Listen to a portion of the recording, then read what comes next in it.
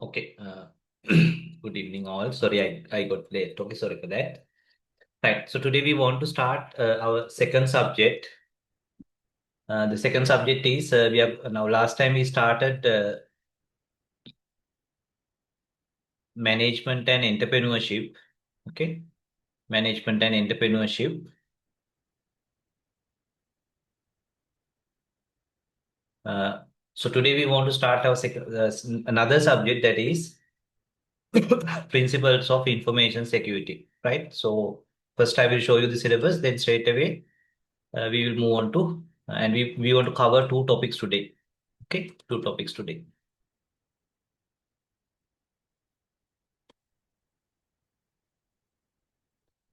Right. So this is sort of the one of the easiest subject, but only thing is you need to remember certain things and understand certain things as well. Right. You don't need to remember a lot of things, but understand and remember. Right. Smartly, you need to do that combination. You can't just blindly memorize things.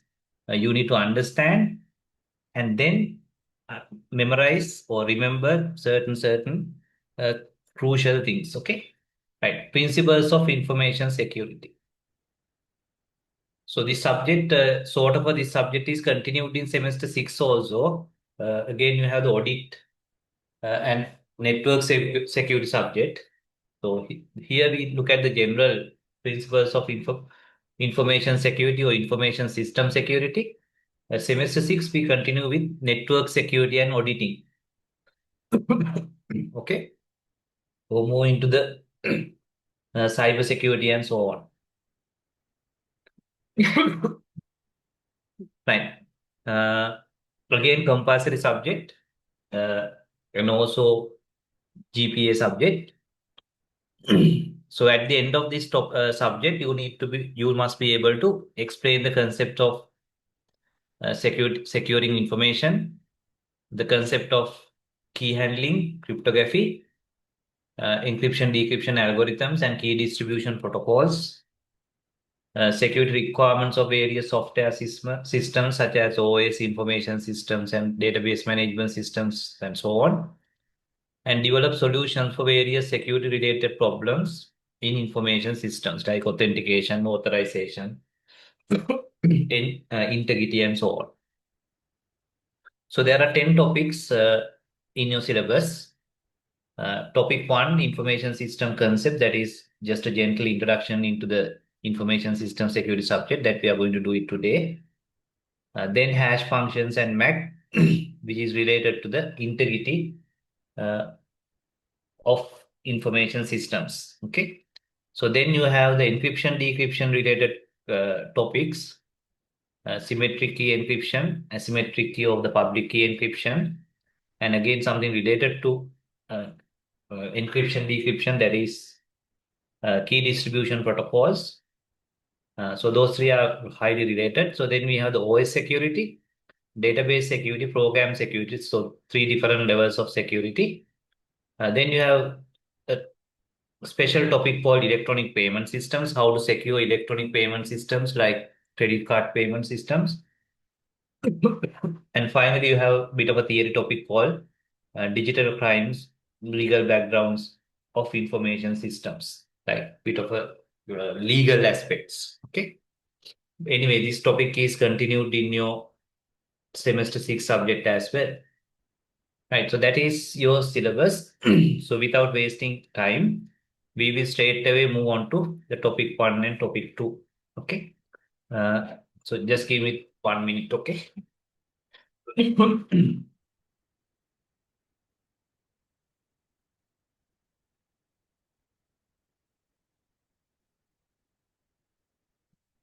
Right. Sorry for that.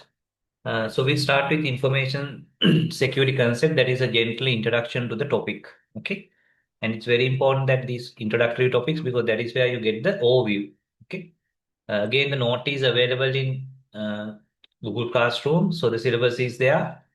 Sorry, not this one. Syllabus is there. Past papers are there, including the last year papers. The reference book I have uploaded, the ebooks, set of reference books. Uh, so then Today we are going to do the information system security. Our note is there. UCSC note is there. Hash functions and MAC. Our note is there. UCSC note is there. Our quizzes are there. Right? Our quizzes are there. So we'll move on to topic one, introduction to IS security.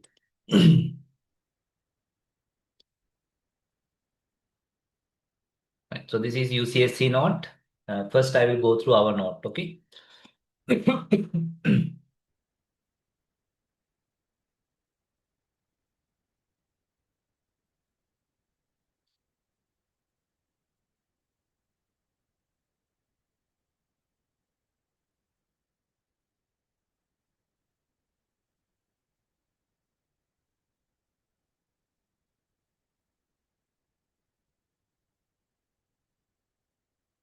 Right. I'll do it a little bit fast, okay, because it's a very simple topic, and we have done a bit of introduction to IS security in semester one information system subject as well. So therefore, this is not absolutely new for you.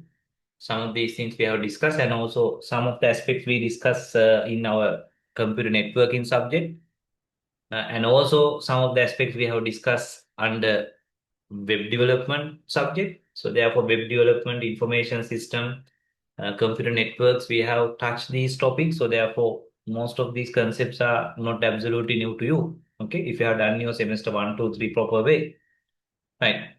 So introduction to uh, IS security or information system security, right? So what is information security basically? So now when there's a definition or something, the examiner is very expecting very precise answers. So therefore, use our note plus UCSC note from day one.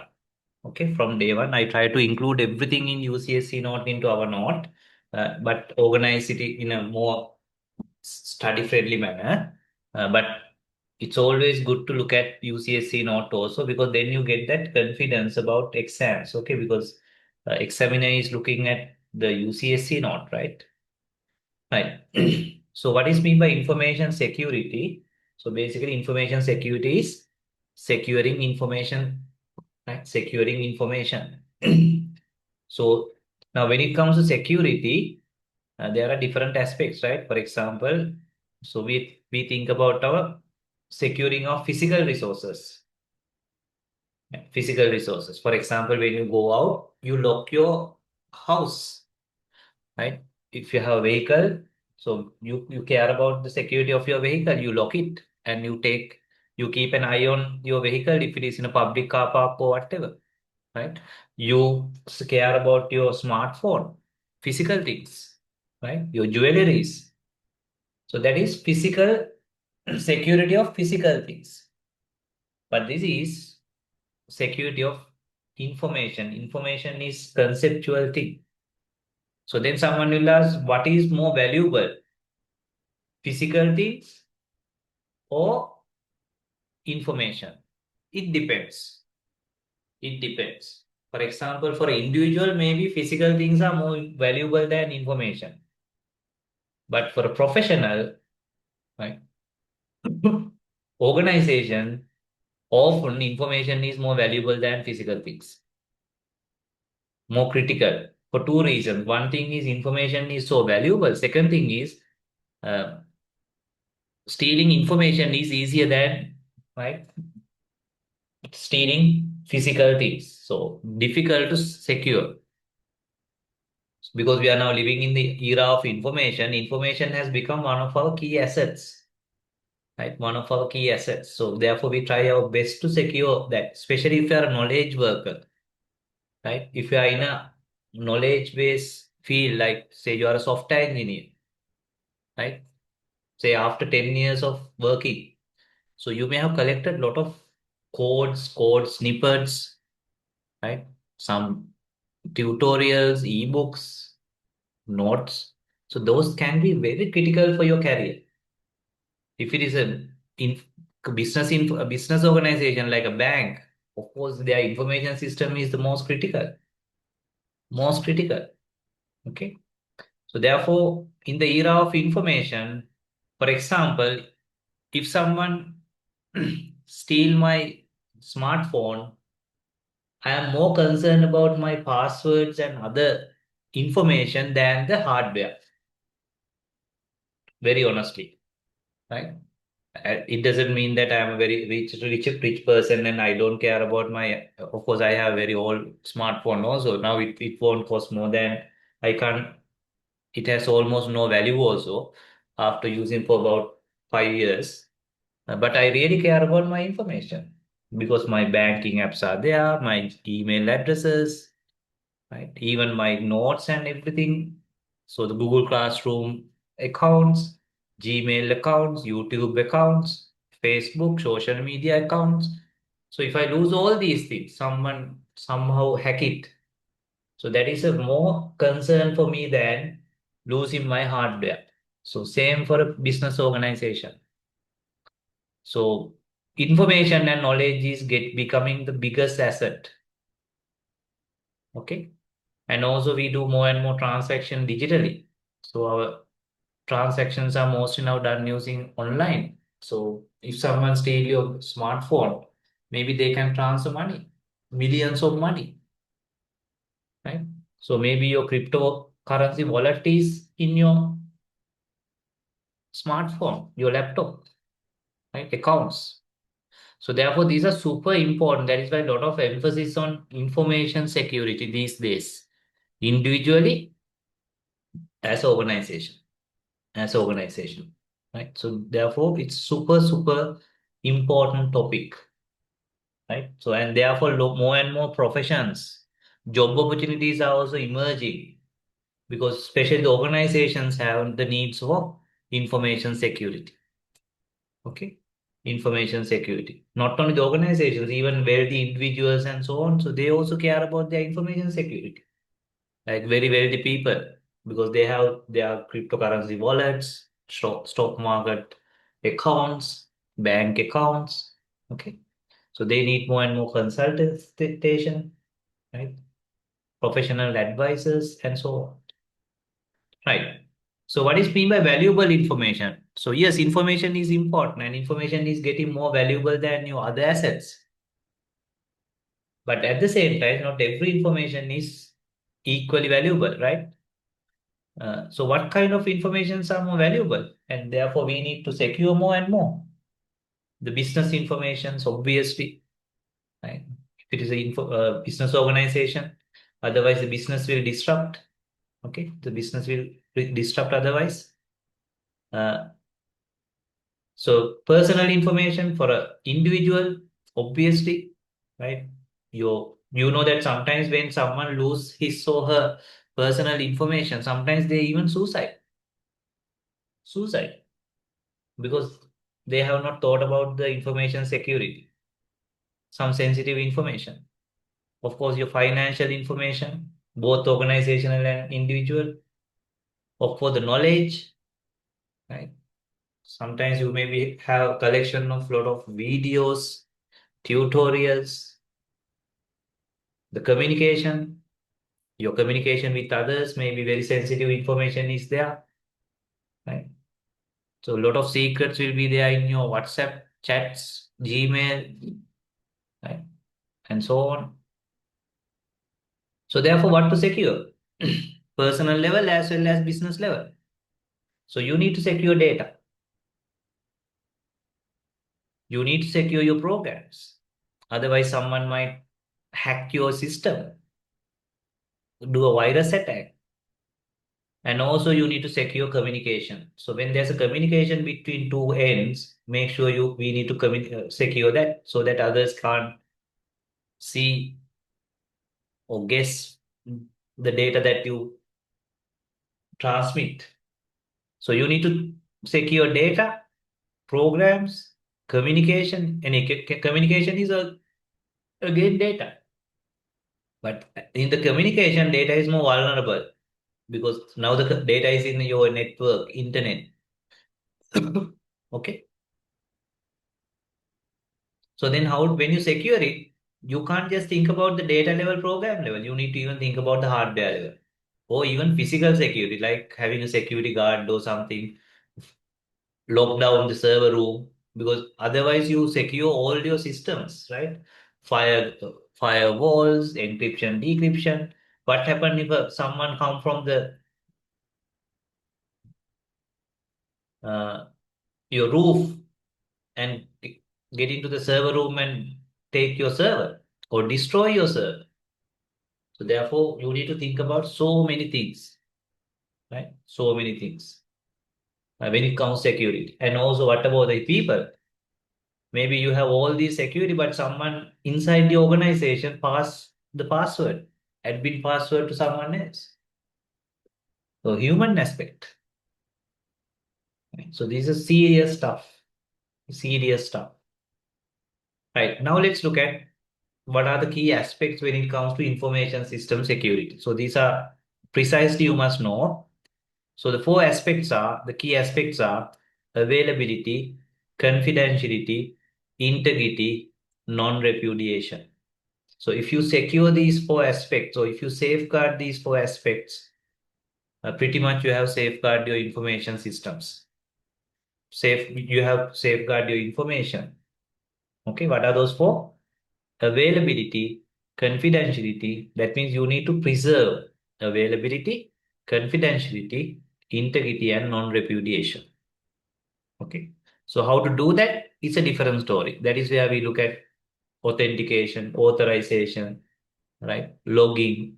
So that is a different story. This is what we want to secure. So if you can make sure that these four things are guarded, so you are done. Okay. So let's take one by one. Availability. So this is very simple concept. This is related to the physical assets as well. So available means your resources must be available to the genuine users. For example, if you are a bank, your banking system, right, online banking systems, ATM machines related system must be available to genuine users. When someone use it, it must be available. If that is not available, that means security has been compromised. So how can someone compromise availability? Maybe someone hack can delete the files. Or DOS attack can, genuine users cannot access it. Maybe virus attack. Or someone has changed the data so that now it is not usable. Passwords are not working. So that means what availability is compromised. So then the genuine users can't use it. It's just like someone has stolen your vehicle. But in this case, they have not stolen your information system. Maybe they have misconfigured, delete, and so on. Right? Availability. So when the availability is compromised, you are in serious trouble. Okay. Second one, confidentiality. So confidentiality means there are some sensitive data that we don't want to expose to third parties. Right? Sensitive data. It can be business sensitive, then we call it confidentiality. If it is personal, then we call it private. So at corporate level, we use the word confidential data. Right? In personal level, we call it private data. Okay, private data. So basically the same meaning, but in two different contexts. Right? For example, say a particular bank, so their users' passwords are confidential. Their account details confidential. So if those passwords are leaked, so that means this particular aspect is compromised. So that really now your bank is in real trouble. Not only your bank, your customers. So that can be the end of your bank's existence. Because when you lose your right, when you lose your reputation, that's the end of a business. So confidentiality means sensitive data must not be exposed to third parties. Simple as that. Unauthorized parties. Okay. Right. Third one, integrity. Integrity. So now we have discussed about availability, confidentiality. The third one is integrity. Okay. So remember, integrity has so many meanings, right? So many meanings. Uh, for example, remember we discussed about the integrity in database subject, referential integrity constraint, entity integrity constraints, domain integrity constraint. So their integrity means, remember this, the information must be interrelated. If you lose that interrelatedness, so then you have isolated data. That is not going to work, right? For example, you have an employee has a particular department ID, but that department ID is not in the department table. Referential integrity violation. Okay. So you have a particular email address which is invalid. Domain integrity violation. Okay. But here integrity means in security, integrity means you want to make sure that the data is not altered, not only data, even data and programs are not altered by third parties, unauthorized parties. You can change the data, but not others, vicious people, third parties. For example, if you can log into your bank account, not bank account, the banking system and change the balance so that, say, your current balance is 10 million, you change it to 100 million. Now, all of a sudden, you have 90 million more money, right? So, but if that happens, it's a loss for the bank. The integrity of the data is changed. Okay. So, integrity means make sure that data is not altered by third parties, right? Vicious parties. If so, you need to detect it. First, make sure they can't do it. Secondly, if they try to do that, make sure you detect it immediately and fix it. Take an action. Right. So that is our third aspect. So the fourth aspect is non-repudiation. So non-repudiation means if a user do something, commit something, he or she must not be able to claim otherwise. Right? For example, if you withdraw money from bank, from ATM machine, now next day you can't go to the bank and say I didn't withdraw money, but you have deduced money from my account. So that is a dispute, right? So then how can the bank defend? Of course, the bank can check the CCTV and blah blah blah as well. But what happens if it is an online transaction? So that is why your information systems need some sophisticated logging, right? Here, logging means write into log files, or you call it audit files. So then you have log entry saying from this particular IP address at this particular date at this particular time, right? Sometimes using this particular browser, you have logged in and done this transaction. Now you can't claim that you have not done it. Or according to our log files, you have never ever logged into the system at that time also. So therefore you have not done that transaction. So we must be able to guard against false claims. So that is called non-repudiation. That is why we have log files. Okay, log files. Right. So what are the four aspects? Availability, confidentiality, integrity, non-repudiation. So if you guard against those four, you're pretty much done. Your system is pretty much in secure shape. Okay. Right. So now let's look at what are the possible attacks. So what are the things that you want to guard? Then what are the possible attacks and attack related concepts? So then how to guard? So that is our subject, right? Knowing what to do, knowing how someone can attack these things, then knowing how to guard against those attacks. So when you do those three, you know your information system security.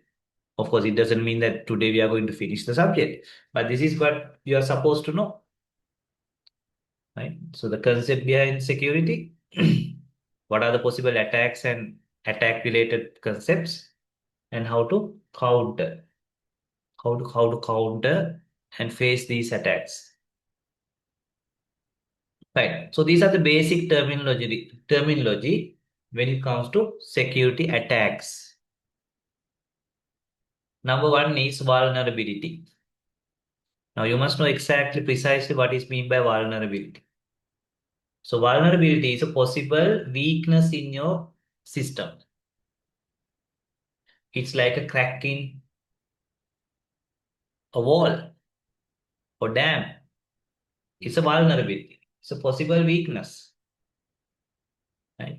So these weaknesses or vulnerabilities can be utilized by attackers if it is a vulnerability in information system. Okay. So then what is mean by threat? So threat is a possibility or potential for loss or harm the system. So if there's a potential of harm the system, you call it threat. Right? You call it threat. So just look at your environment. ඔයගොල්ලෝ ගෙවල් පැත්තේ ඉන්නවනම් කුඩුකාරයෙක් threat එකක්. ඇයි මේක කුඩු සික්කෙක් ගහලා ගෙදරක තියෙන මොනාරි උස්සා යන්න පුළුවන්. හැබැයි සාමාන්‍ය වැදගත් විදිහට මනුස්ස ජීවත් වෙන මිනිස්සේ threat එකක් නෙමෙයි. ඒ මිනිස්සා එහෙම අනුන්ගේ ගෙවල් වලින් තියෙන අරන් යන්නේ. So threat. Right? So there are possible threats. Sometimes the threat is your internal employee or some external party. Because in the society there are vicious people. Actually, some people learn IT to hack. In the very first day, they asked, some students have asked me, can I learn how to hack a system after doing BIT degree? So that is their attitude. Okay, so some people like doing that kind of things, right? Doing harm. But of course, we learn information technology, computer science to build systems, not to hack systems. But some people have that vicious mindset, right? සමහරව යනකොට මොනවාරි ගහක තියෙන ගෙඩියක් හරි කඩාගෙන යන්නේ නේද? කුරුම ගෙඩියක් හරි හොරෙන්. Right. So vulnerability is possible weakness, or basically not possible weakness, weakness. Threat is a possible potential for harm or harm to the system. Then attack is someone exploit that vulnerability and carry out vicious activities. So that is called now this attack. This attack. So that means that threat has become reality. Threat is potential bad thing. Attack means that bad thing has now happened, or it is now being happening. So we can say now there's a DOS attack in our information system. Someone is trying to hack the system. Okay. Vulnerability, threat, attack. So our task is try to prevent attacks. And if in case there's an attack, counter it. Counter it. So how do you prevent attacks? You prevent attack by blocking the threats. How do you block threats? Fix the vulnerabilities. Right? Whenever there's a vulnerability, you fix it. Because they use these vulnerabilities to attack. Without vulnerabilities, they find it very difficult to attack. Still, they will try to attack, but most of the time, without vulnerabilities, they can't attack. So as information system security professionals, our task is keep looking for these vulnerabilities and fix it. So how do you know these things? That is why you learn information system subject. So then you will have better understanding about identifying those potential threats, vulnerabilities, possible attacks, and take precautions. And also if there is an attack, take counter actions. Okay. So these are few more terminology. Right? Control. So control means you take some protective measures. For example, you encrypt the data and send. So that is that is otherwise there's a possible potential for someone to reveal your data. So that is a control action. You save your password in a encrypted format.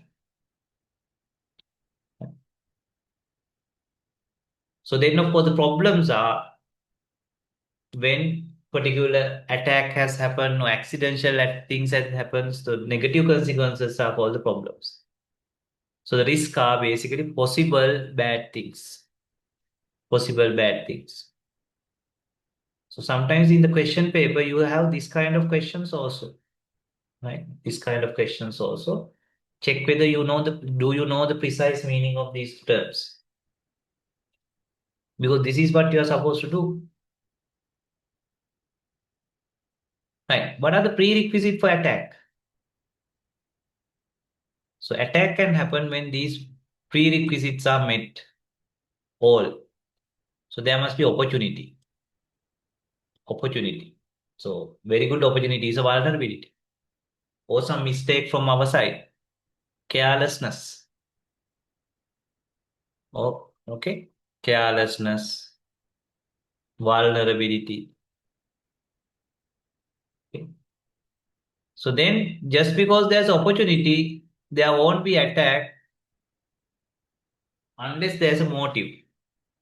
Motive means someone want to do that. Intention is there. Okay. And not only that, that person must be able to find a method. So that is why the attacker must be somewhat knowledgeable person. Just because there's opportunity and motive, someone who has no idea about information system, IS security, right, hacking and so on, so they will not be able to attack. So opportunity must be there, motive must be there.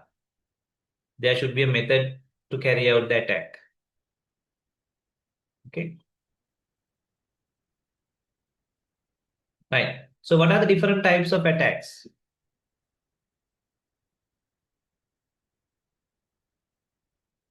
or type of attackers rather? So there can be amateur attackers. Amateur attacker means someone who is inexperienced, unskilled. Okay, just give me 1 minute.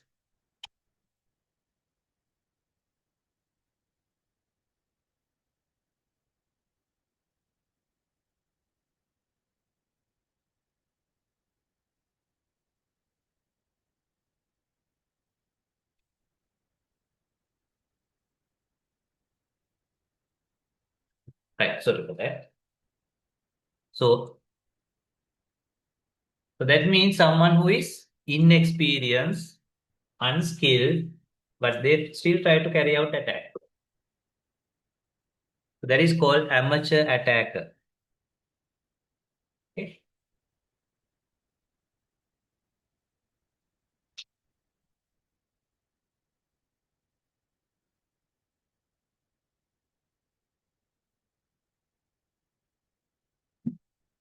So next we have the hacker and cracker.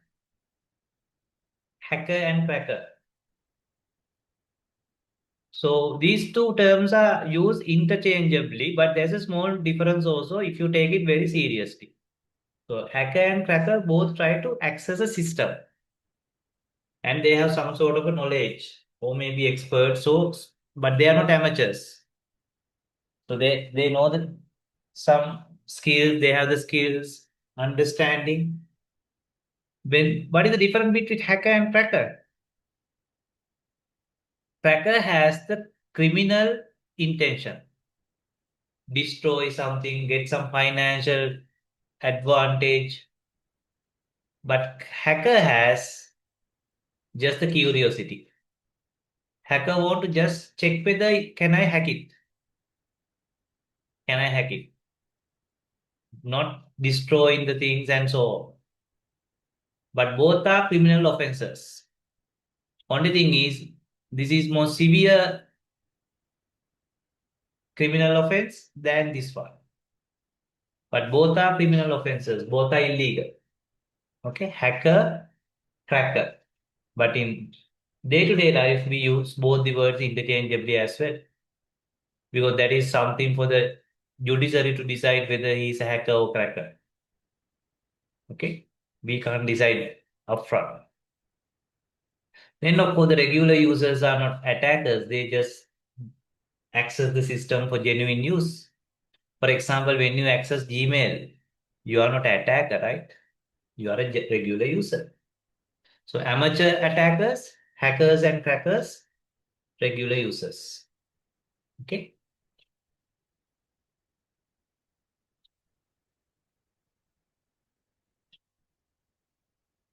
Yes, that is another term we use, right? White hackers and black hat hackers. That is another term we use. Okay. So do things for good purposes. So some people try to hack just to see whether there's a possibility of hacking. So that is their profession. Right? That is a profession, but this is different category. So that is, they are not actually hackers and crackers. They are not doing criminal things. They are basically doing that to check whether there are vulnerabilities, loopholes. That is perfectly legal because that is they are doing with the permission.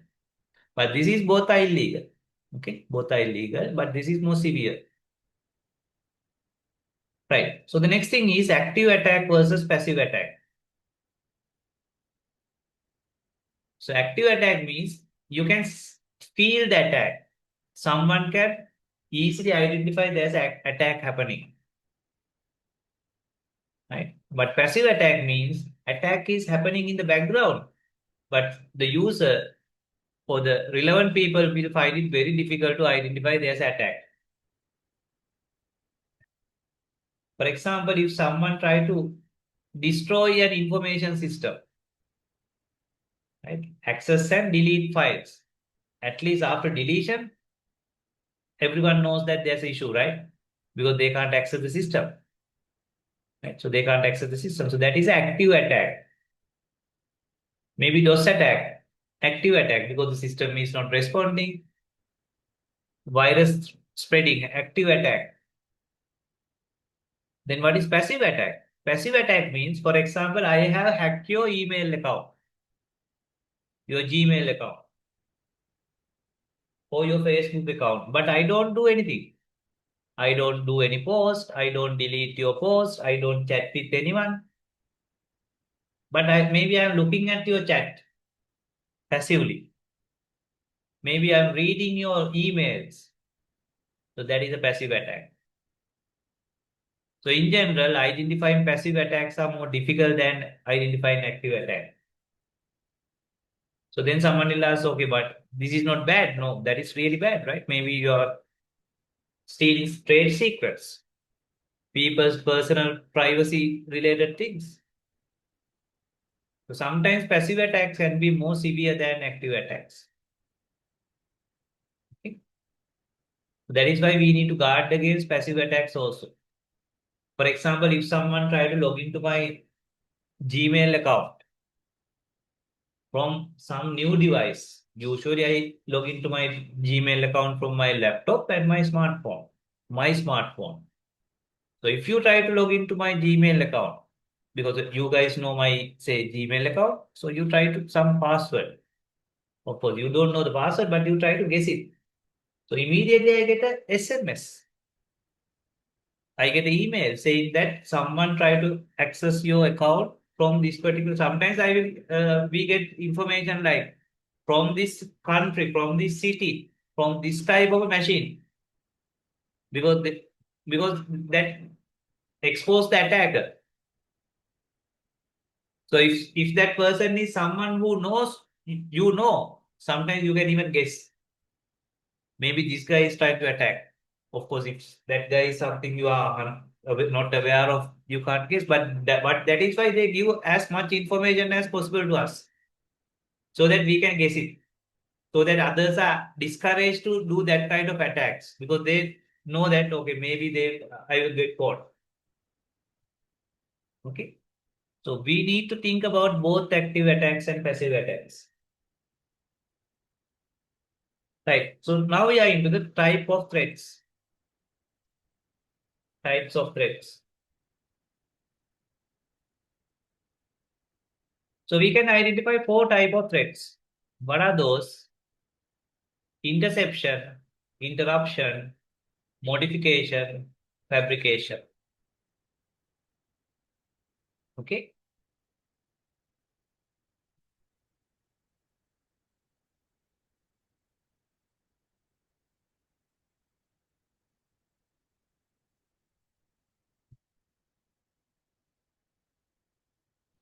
Right. What is mean by interception?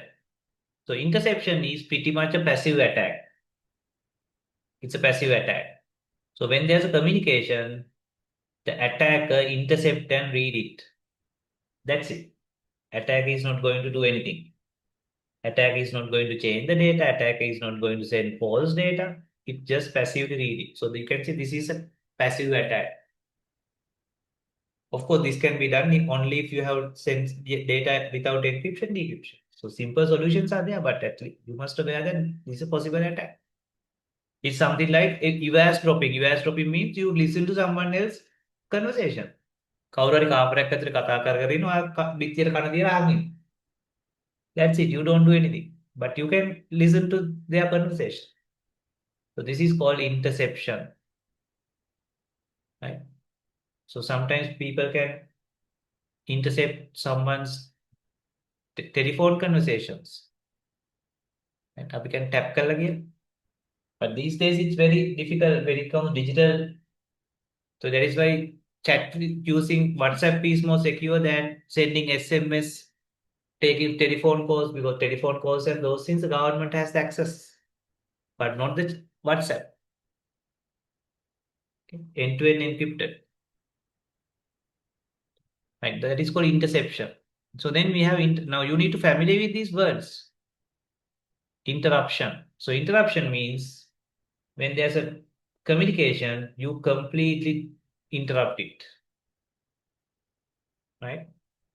You block it. That is active attack, because after some time this guy knows that there's something wrong. So then this guy will call or whatever and check what is happening. I'm not getting your communication or your data. I'm not getting your messages. I'm not getting your emails. That is active attack. But by the time maybe the attacker has achieved his or her objective. Next one is modification. So this time what happens is attacker get the data and attacker change it and send false data, modified data. So that is compromising integrity. Remember, integrity is modifying data. So attacker get the original data, but attacker change it and send fake data to the receiver. So receiver may fool thinking that this is the original data. That is called modification, right? Interception, interruption, modification, and fabrication. So fabrication is attacker send some data to the receiver, pretending like it is coming from the sender, but actually those are not coming from sender. It's actually sent by this third party attacker. Okay. So that is called fabrication. So what are the possibilities? Interception, interruption, modification, and fabrication. Right.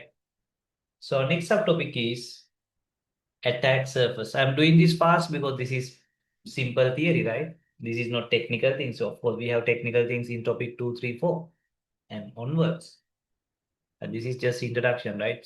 Just make you familiar with the words, concepts. Right. So attack surface. So attack surface means, remember when it comes to information system, organization, information system, there are multiple places where the attack can happen. මං කිව්වේ අන්තිමට දන්නේම නැහැ වහලෙන් බහැලා server එක අරන් ගිහින්. ඔක්කොම firewalls ඔක්කොම තියෙන්නේ. Right? So attack surface means all these possible attack targets. Right? Hardware, software, right? Network, your database, human, right? So if you consider all these possibilities, because your task is look at all these things, look at entire attack surface. So for information system or information security, the attack surface, you need to think about the hardware, software, storage, data, memory. Of course, memory is related to hardware, right? People, organizations, communication, because someone can hack data while you communicate, or the network. So it's a long list, long list. So that is why you have separate subject called network security in semester 6. So there we more interested in communication. Okay, so that is why we are less interested in communication related security here. Okay, so it can be network attack surface, software attack surface, hardware attack surface, human attack surface. Okay, and so on. Okay. Even data attack surfaces. So then we have a concept called attack tree. So attack tree is something like this. Right? So attack tree has a root. Right? Your root is the attack goal of the attacker. Okay, so then you have sub nodes. Sub nodes are the sub goals. When these sub goals are fulfilled, your primary goal or the attacker's primary goal is fulfilled. Okay. And these can be connected through either and or. Maybe this is done or this is done, you are done. Or maybe when you do both only, your objective is fulfilled. So therefore it can be and or, because sometimes your objective is fulfilled when both these goals are achieved. Or sometimes when at least one is achieved, your objective is achieved. Right? So we call them and nodes and O nodes. And nodes and O nodes. And these are the leaf nodes. And these are the possible attacking points, because this is where you start attacking. Say this is a O thing. So maybe you can start from here and achieve this like this. So then you are done. You don't need to attack through all these leaves. Just one may be enough. Or maybe you need maybe this way and maybe this way. Or maybe you start from here and go like that. Because you don't need to attack in all possible ways, but you need a possible attack strategy which fulfill the objective.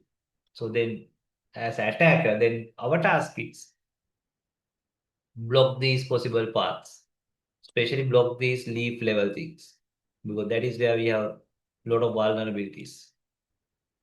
Okay, right. So that is called attack tree. Okay, so you must know that this is the final objective. These are the attacking points. Right. These are the sub goals. Sub goals that can be connected using and, or, and so on. Right. So this is the model for computer security in your slides. So you have the assets. Okay. So then there are threats and threat agents. So threat agents are pretty much attackers. Okay. So then we have the asset owners. Asset owner can be business organization, your end users, customers. Okay. So there are risks. There are risks for possible attack of these assets. So you need to take some countermeasures so that these risks are mitigated or these risks are avoided. Anyway, don't worry, they will not ask you to draw it, but again, you must know these words, right? Threat agent, threat, asset, owners, because owners have the value of this asset, right? Risk, countermeasures, and so on. Right. So when it comes to security, you can see we are looking at this from different angles. So this is another way of looking at security. You can looking at security, human aspects, technical aspects, right? Human aspect, technical aspect. Sometimes we forget about maybe human. We only focus on technical. Okay. So when it comes to human aspect means maybe someone inside the organization. Your employees try to hack a system. There are vicious people. So maybe they are having some issues with the management. So some people are naturally vicious. ජාතකයේ වැරද්ද. Okay. Or maybe humans from outside.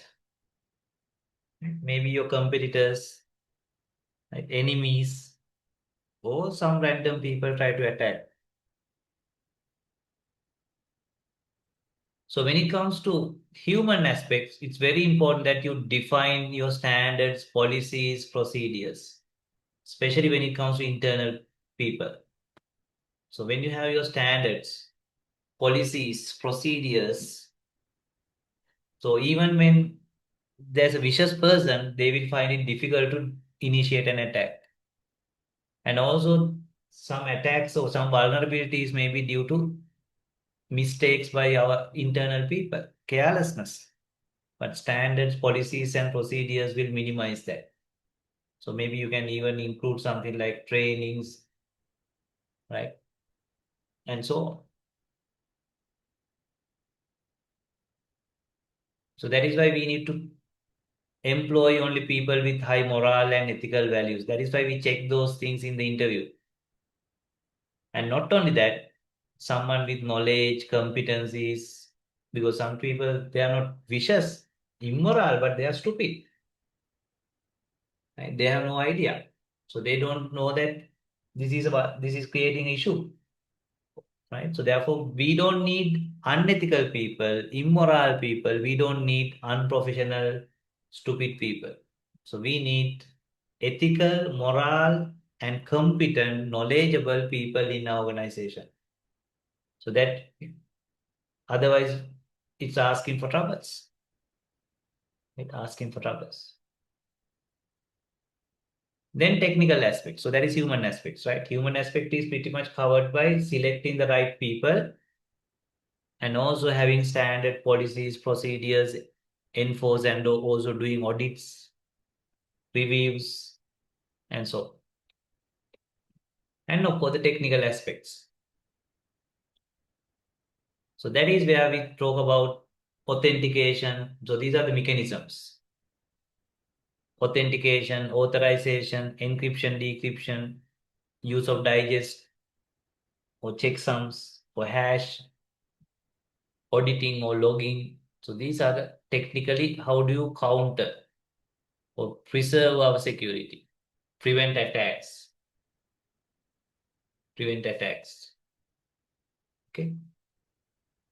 Possible hacking. Okay. Virus attacks, DOS attacks, and so on. Right. So let's take quickly one by one. Authentication. So now these are how this is now we are into how do we secure? How do we secure? Right. Number one is authentication. So authenticate means make sure that only authenticated users have the access to the system. Simple as that. Genuine, relevant, right? People have the access. For example, your university VLE. So the students can access. A third party person can't access because only students are given the username and password. Authentication.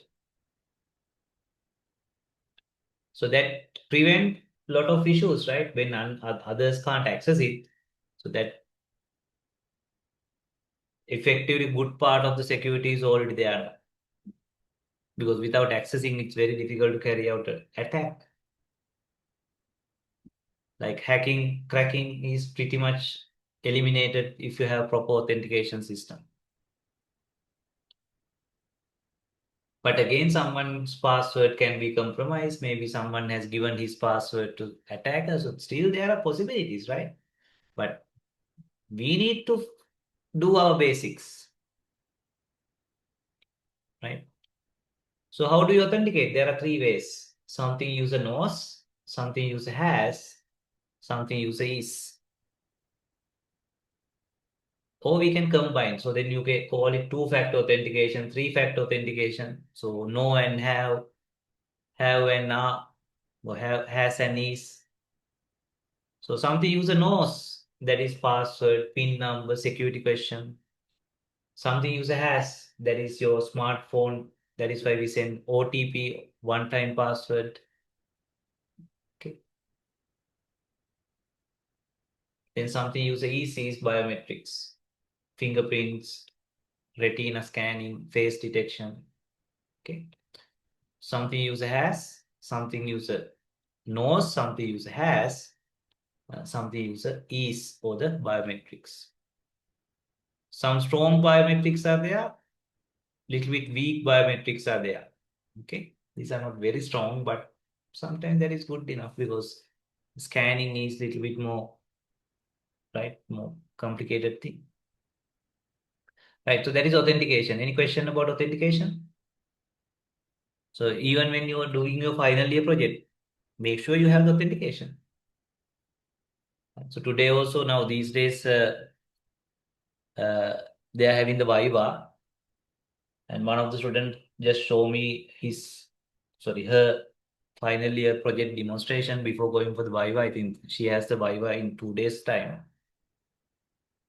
So today also I found that some functionalities authentication is done. So then some functionalities without authentication, they can just do it. They can just do it. So they have not considered that every functionality, every critical functionality must be authenticated, right? Without authentication, he or she must not be able to do it.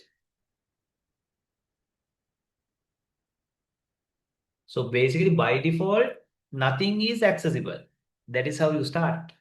Then you give access to certain functionality. By default, everything is banned.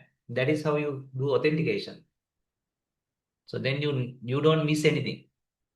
Right? Authorization means giving access to only relevant resources. Just because I log into Gmail, it doesn't mean that I can see everyone's emails. No, I can see only my email. So that is called authorization. Some functionalities only managers can do. Some functionalities only admin can do. So that is authorization. So that means access is given to only relevant resources, relevant functionalities. So that is something we can do it internally. This is part of your software development. Part of the software development. Right? We discussed this on database security also, right? Role-based authorization, user-based authorization. So these are, I told you we have done some of these topics. Right? User-based access control, role-based access control.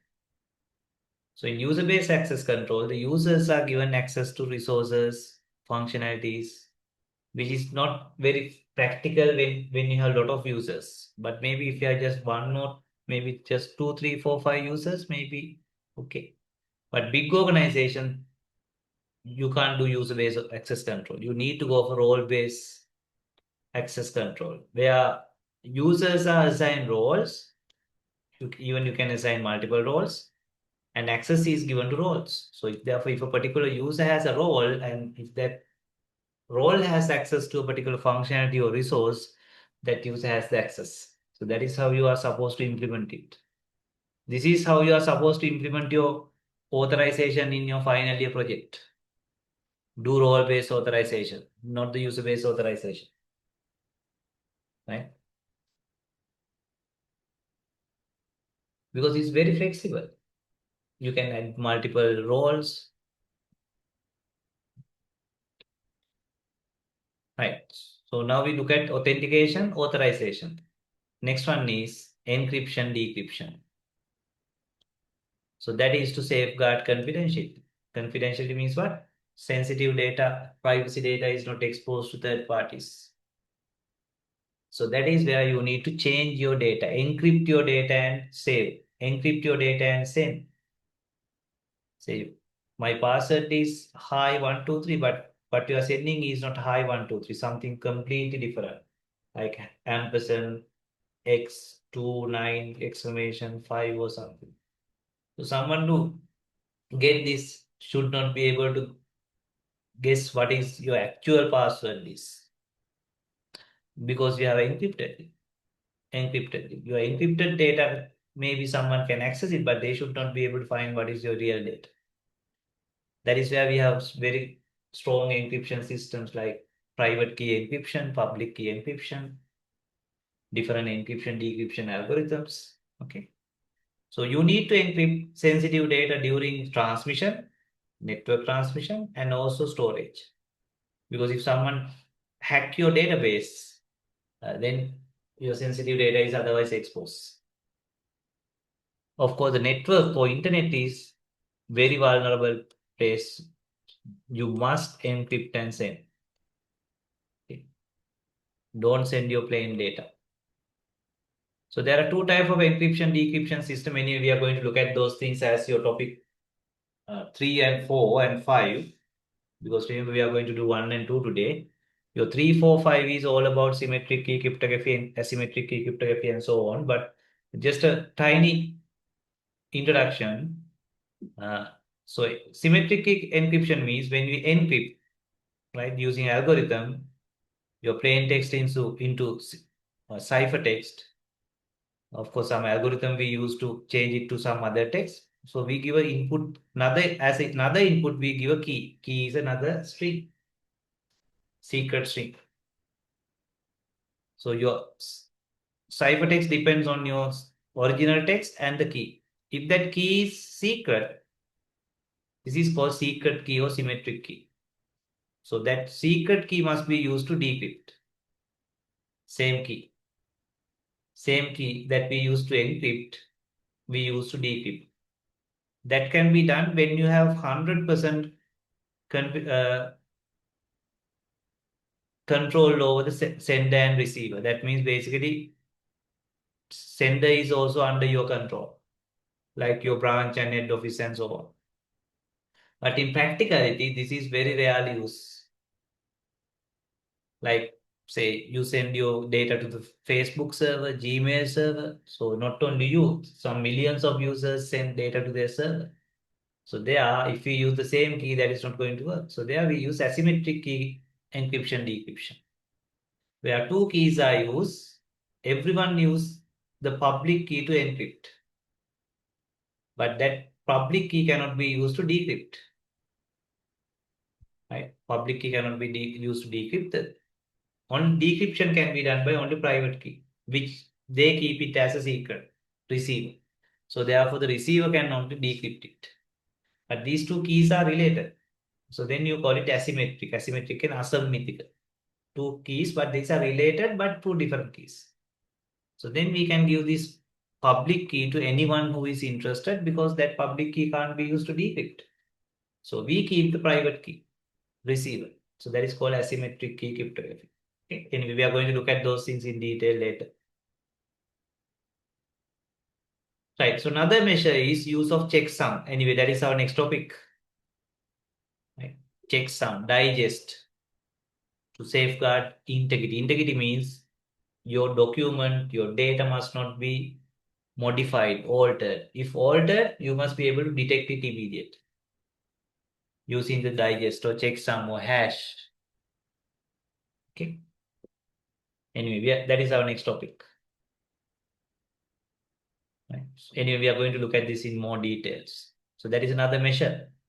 That is how you guard against integrity or preserve integrity. Right. So this is how you preserve confidentiality. Right? So this is how you preserve almost everything, like availability, confidentiality, integrity. මොකද මේක access කරොත් එහෙම ඔය ඔක්කොම වෙන්න පුළුවන්. authentication and authorization ඔක්කොම බලපාන. මොකද hack කරලා ඇතුළට ගියාට පස්සේ ඕන දෙයක් කරන්න. privacy data ගන්නත් පුළුවන්, availability නැති කරන්නත් පුළුවන්, data change කරන්නත් පුළුවන්.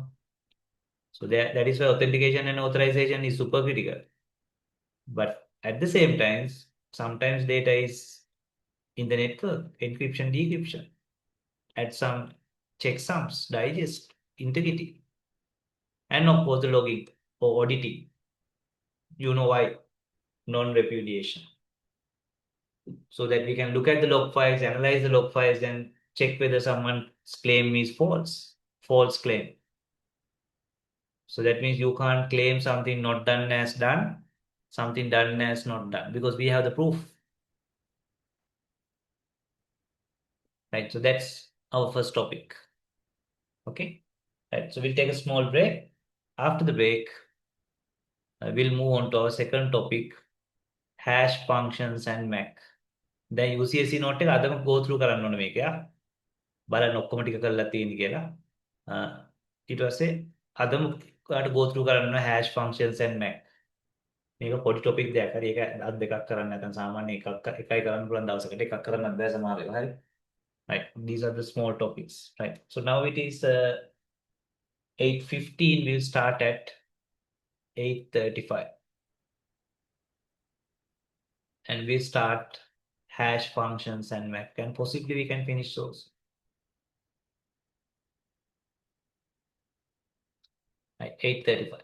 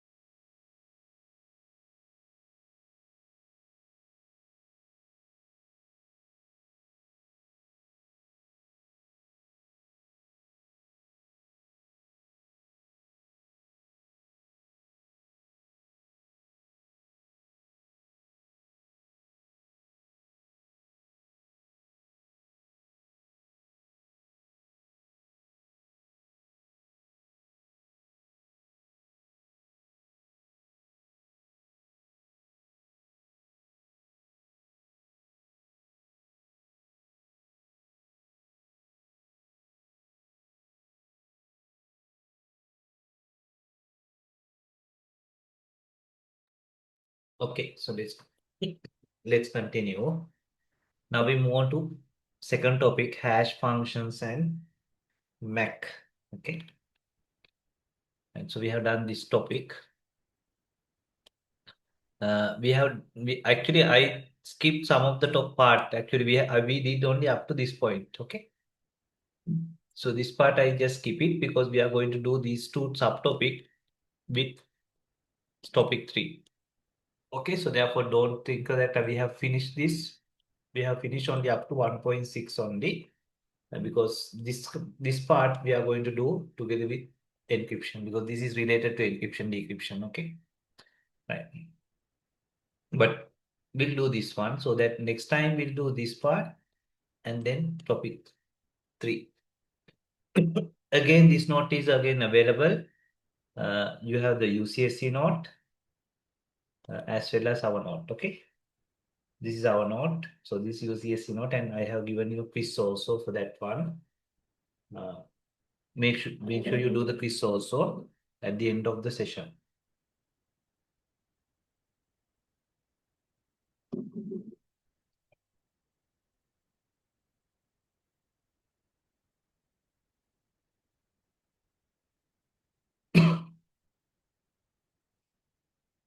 Right, hash functions, Mac and HMAC. So there are a few things you need to understand. Then you have few things to remember also, because this is a mixture of understanding and remembering. So this is not the most interesting topic, right? And this is one of the boring topic subject as well, right? Security is always not the exciting topic, right? Security is always boring. Okay, like a security guard, right? Police, the police එක හමුදා වැඩ කරනවා කියන්නේ boring නේ. මිනිසුන්ට වෙඩි තියන්නයි, ඕනේ කරන් තින්නේ පොරු අල්ලන්නයි. Interesting things are constructions, right? Mobile application development, enterprise application development, web development, AI. So those are the interesting topics. These are the boring topics. පොරු අල්ලන එක. Right. Anyway, ඒවත් කරන්නත් පොරු ඉන්නත් එපානේ. Right. So hash functions, Mac and HMAC. These are all related to uh, integrity, right? So these are all related to preserving integrity. You know what is preserving integrity? Preserving integrity means prevent vicious parties changing your data. Or if they do it, we need to immediately detect. Okay. So preserving integrity. So what is preserving integrity?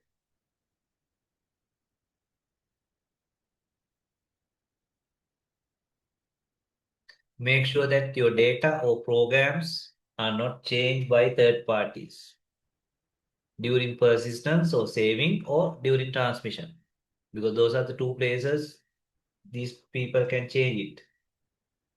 Okay, so you need to guard in both these cases. So how to do that? How to do that?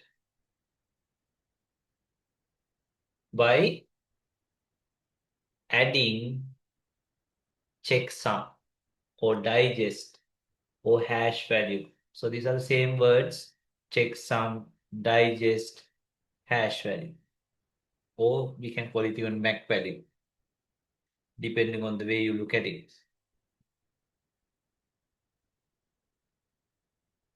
Right. So preserving integrity means if someone change data, right? So let's say hello Nimal. So you don't want to change third party, change it, okay? Like hell Nimal. So that is offensive, right? So, but if it is hello Nimal, you should get hello Nimal. Someone should not be able to erase O and distort it. Right? How to preserve that? Super easy, super simple. You take your document or the content,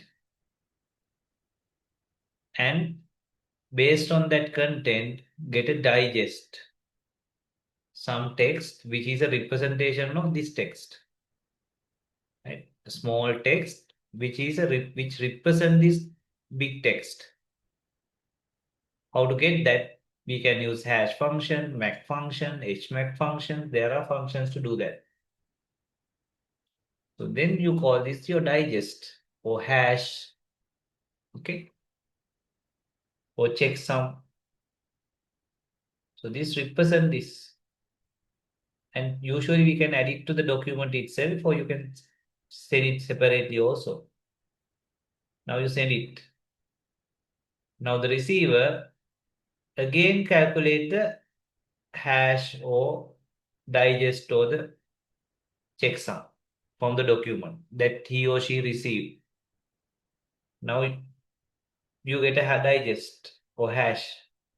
Remember, you got a digest separately also with the document or independent you get from the sender.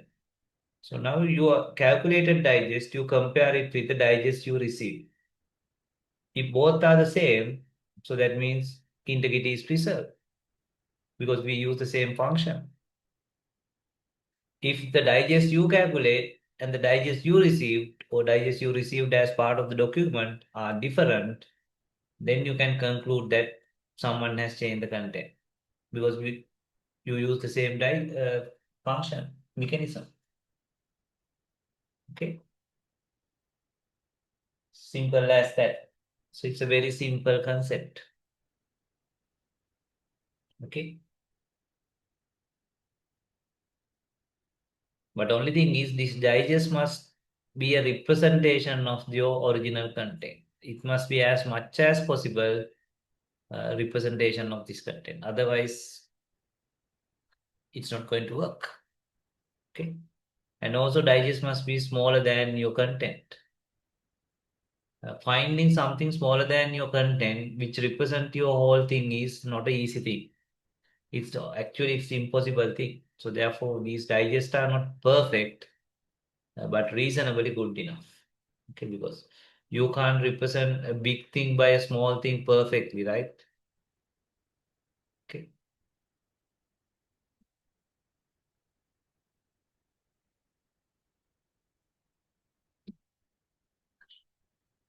So what are some prerequisites of a good checksum or good digest or good hash and good checksum? Okay. So good digest or good checksum will represent the entire content. So that when you change a small thing, your digest also change. Okay. If it doesn't represent the entire content, so then when you change some parts, your digest will not change. So then someone can change it without you can detect. Because digest doesn't change, but even when the content is changed. And also your digest must be smaller, fixed with content. If this is 5 byte, maybe this must be just 1 byte. And it must be fixed with. For different size content, right? Whether this is 5 byte, this is 12 byte, this is 8 byte. Your digest must be maybe say always 1 byte. So then not it is very effective. Right? Your digest must represent the entire content and digest must be fixed with, smaller fixed with. Okay. Of course, you can calculate your digest using hash functions, mac functions, hmac functions, and so on.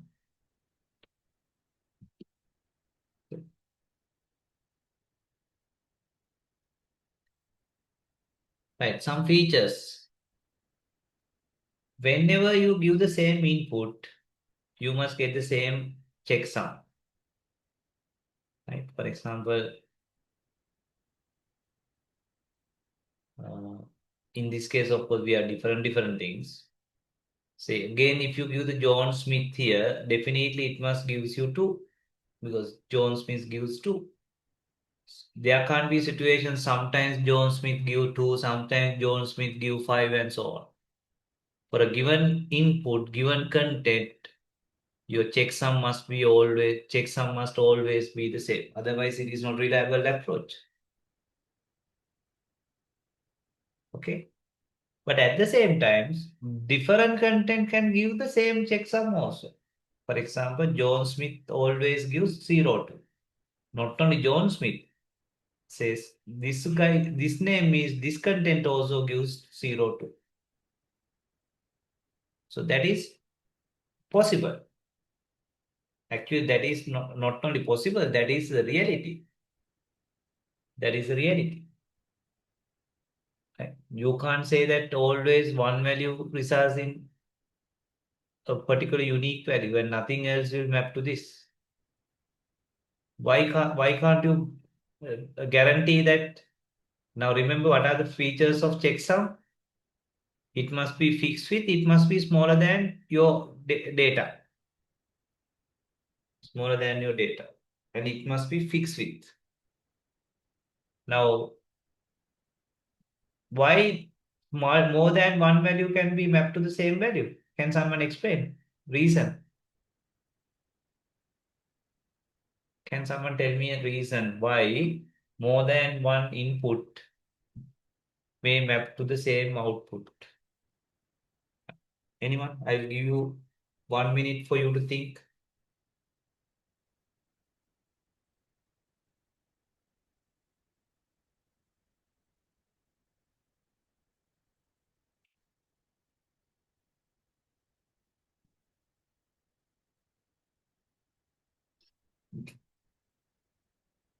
No answer.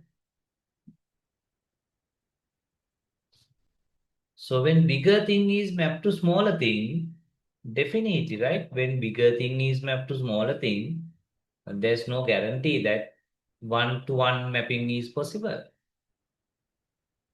right? One-to-one mapping is possible because this guy is smaller. So therefore, that you can't prevent.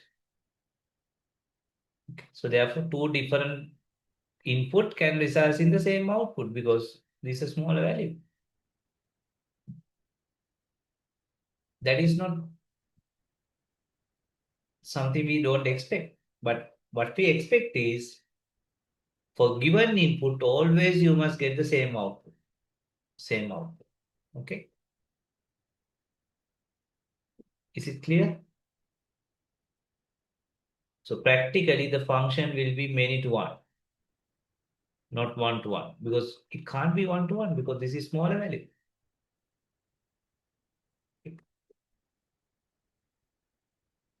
Right. So how do you calculate your checksum or digest? So as I told you, there are three possibilities. Three possibilities. What are those three possibilities? Now these things you must know exactly, right? How many possibilities are there? And then of course, what are the features of a hash? Okay, checksum. It's a one to many. It's a fixed with smaller value than the input. Right. So these are three possibilities. Hash function, map function, hmac or hash map. Okay, so those are three possibilities. Hash, mac, and hash mac or hmac. So we'll look at all three. So what is the idea here? Map your data into fixed with smaller fixed with checksum or digest. We'll start with hash function. So hash function is a special type of a function. Anyway, we discuss hash functions in data structures and algorithms also in semester 3. Therefore, hash functions are not new to you. Hash function is a special mathematical or function that can map different input data into fixed with value. Fixed with value.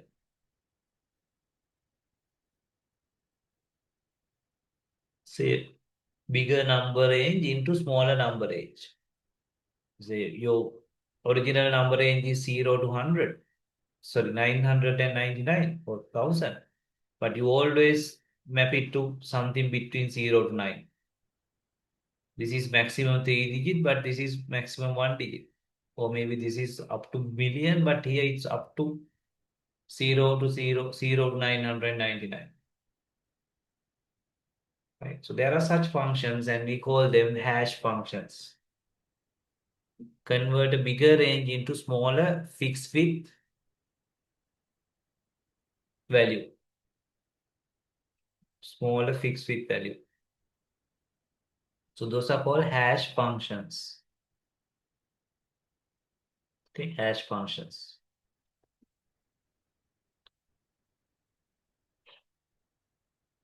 So the simplest hash function you can think of is, of course, we discussed this in semester 3 also, data structures and algorithms.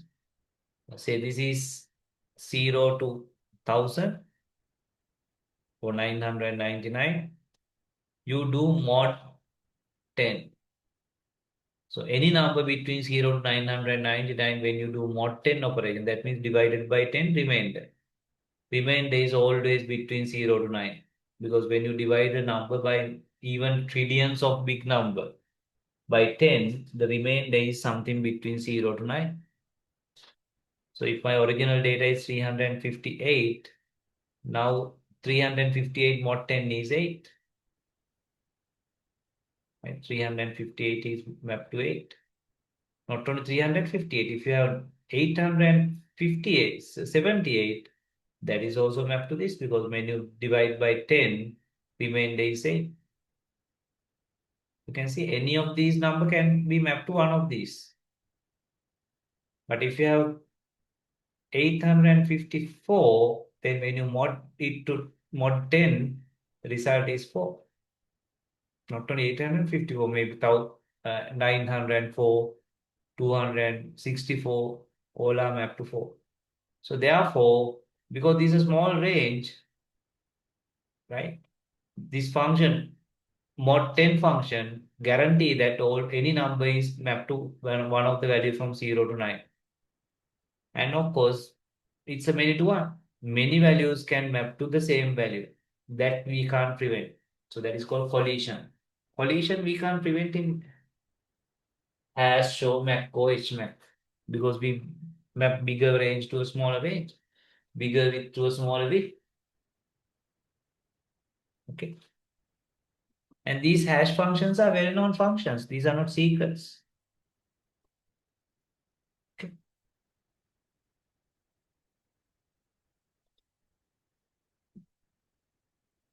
So what are the features of good hash function?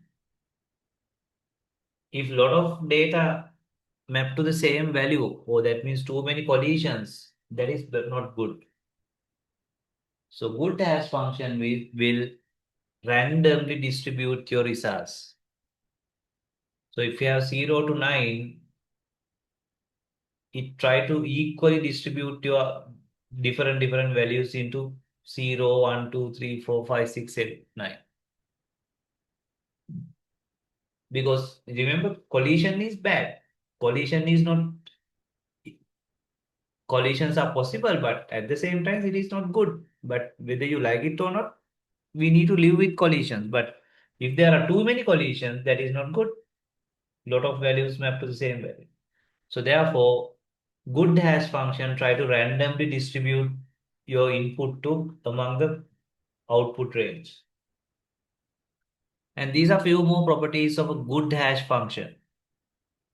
One-way property. Right? One-way property. That means when you know the hash value, it must be impossible for definitely tell you what is the original value. Maybe you can guess either this or that or other thing. If it is mod 10, right, you can guess that maybe if it is 3, maybe this is 3, maybe this is 13, 23, 33, 43. But you must not be able to tell exactly what is that. That is called one-way property. Of course, by looking at 3, you can't definitely say whether it's 23 or 33, right? That is called one-way property. Next one is weak collision resistance. And these are all from your UCSC note. That is, you must not be able to find definitely, right? Maybe you can guess it, but you must not be able to definitely say that these two values give the same value. Okay.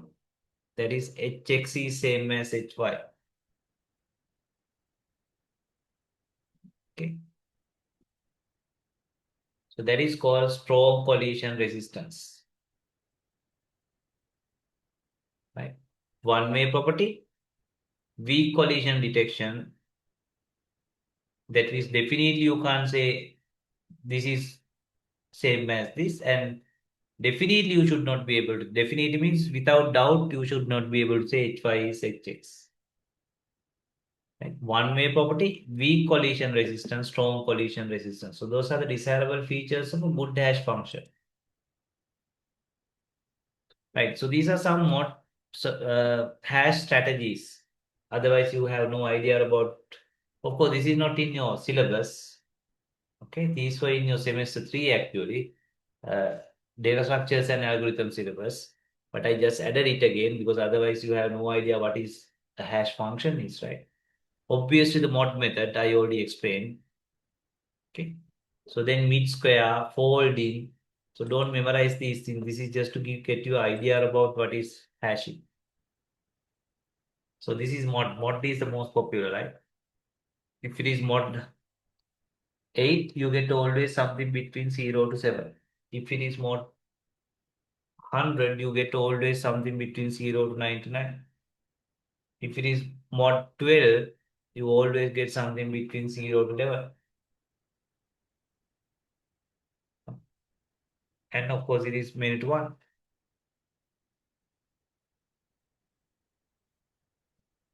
So this is another one, mid square.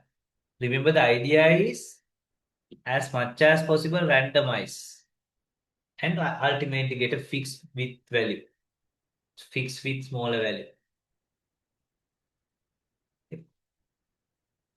Right. Anyway, don't memorize these things. This is just for your information.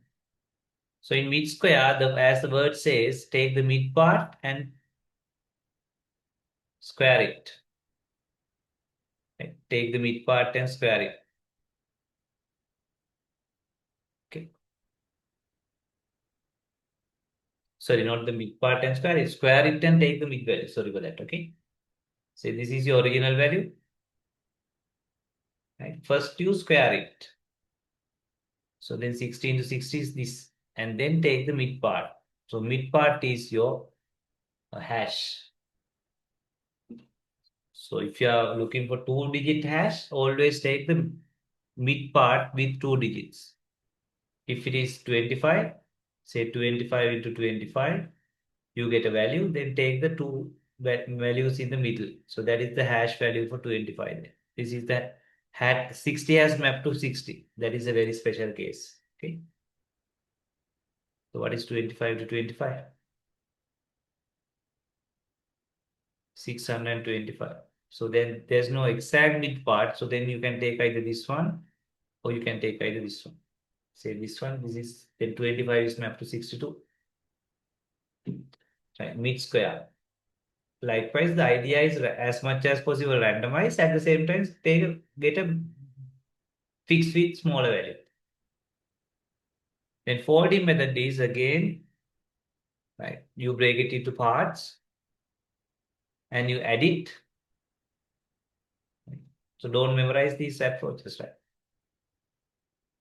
Say this is 1, 2, first part, then 3, 4, last part is 5. Then you add it, and that is your hash. That is your hash. If it is say longer than 3 bits, then you do the same thing for that value. Say you got 512, then you again do the same thing so that now you ended up with another 2-digit number. Right? Again, this is just to give you idea that that we try to randomize as much as possible and then ultimately get the fix with small value. So even you can come up with your own hash algorithms as long as you do this. Randomize, get a fixed smaller value at the end. Then you have a hash value, hash algorithm. These are just examples, okay? But these are some serious industrial hash functions developed by different people. So the two most popular hash functions are MD5, SHA or SHS. So those are the two most popular hash functions. Okay.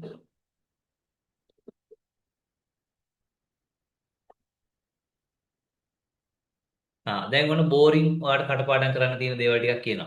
මේව මතක තියාගන්න අහනවා. Right? Right. MD stand for message digest. Right? 5 is the version 5. Before MD5 there was MD1, 2, 3 and 4. So it's a message digest 5 now. Developed by Ronald Rivest. So this Ronald Rivest is a very famous person because later we will look at RSV algorithm. So it's the same person who developed the RSV algorithm. Right? So he came up with this MD5 algorithm. So you process your message in 512 blocks. මේ ඔක්කොම අහලා තියෙන exam. මොකද මේව විතරයි ඒගොල්ලෝ අහන්න තියෙන්නේ. 512 block වලට කඩන message එක. කඩලි වල තමයි මේක process කරලා වගේ hash එක හොයලා දෙන්නේ. Hash is 128. So your message is broken into 512 blocks before processing. Okay. And then after doing some processing, you get a 128-bit hash value. Hash value. මෙයා තමයි මේ මුළු document එකම represent කරන 128-bit hash value. Okay. Because we break it into 512 blocks, your document may not perfectly break it into 512. Maybe the last part you have only 10 bytes or 5 bytes. එතකොට මොකද කරන්නේ මේක 512 වෙනකන් ආයේ padding කරනවා. Padding must be done to the last block make up to 512 because each block must be 512. So then maybe your document එක හදද්දි 512 වලටම හදන්නේ. So then maybe just 12 bytes are remaining. So then you need to add a 500 byte to make this also 512 block. Okay, so that we can decide what is our padding bits. Okay, so that otherwise this algorithm is going to be unnecessarily complicated. So then once you add padding, every block is same size. You can apply the same logic. And using MD5, we can calculate the hash value of any size message. Message size එකේ කෙරෝ මේ limitation එකක් නැහැ. Right? Because there are some algorithms, hash algorithms, there's an upper bound for the message size. But MD5 don't have such a limitation. Okay.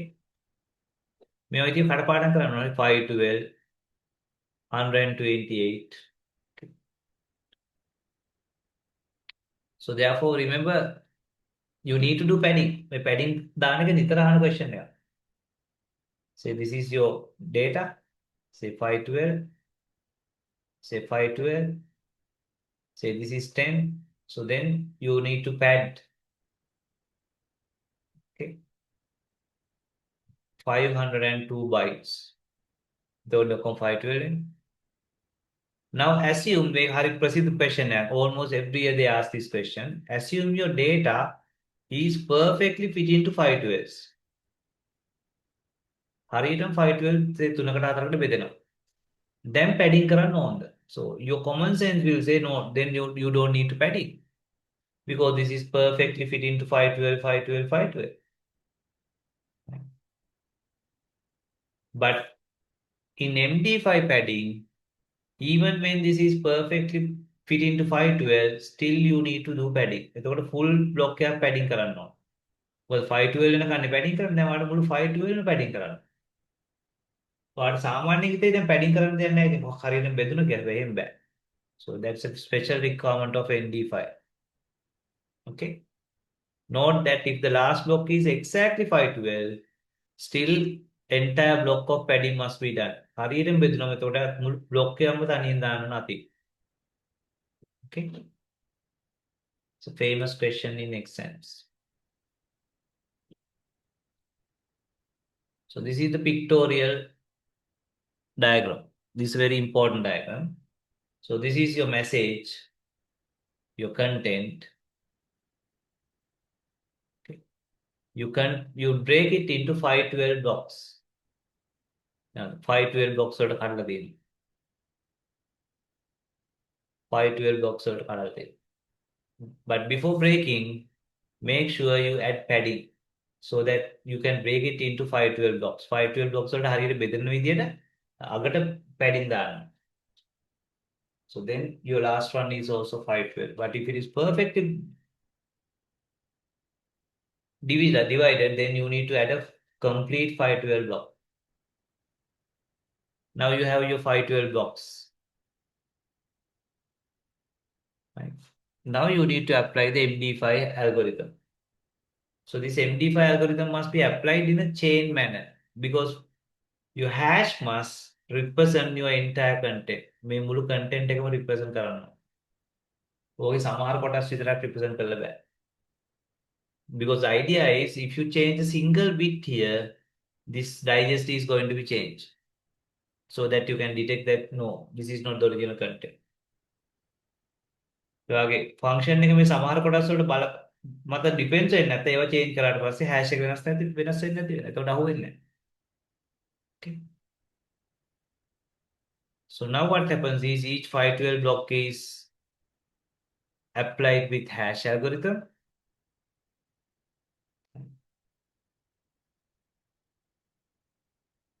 MD5 so that you get the MD5 hash. උතර මේ එන hash එක ආයි change වෙනවා. මොකද අන්තිම hash එක ගන්නවා. මේ hash ටික combine කරලා තමයි වගේ අන්තිම 128 bit digest එක ගන්න. Because therefore this 128 bit digest depends on your entire message. ඒ චූටි වෙනසක් කරනු ගමන් මෙයා වෙනස් වෙනවා. bit එකක් වෙනස් කරලා සමහරට වෙනස් වෙනවා. සමහරට වෙනස් වෙන්න ඕන. Okay. That is the idea.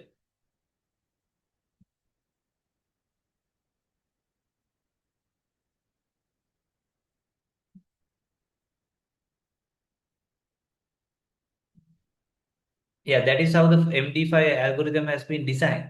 Remember, this was designed by a person. Right? So when he designed it, he always considered that even padding is a must. I think maybe just for the consistency. Because we add padding, we are supposed to add padding all the time. Okay. I'm not 100% sure what is the exact reason, but that is how the Revest has designed the MD5 algorithm. Okay. Right, so the important things are block size is 512, digest is 128, and this is changed so that even a small 1 bit change can result in changes to your digest. And of course, 512 padding up to 512 is a must. Even with fully perfectly divided, still you need to add 512 padding. Okay. So you can see that your digest depends on entire message. That is very important.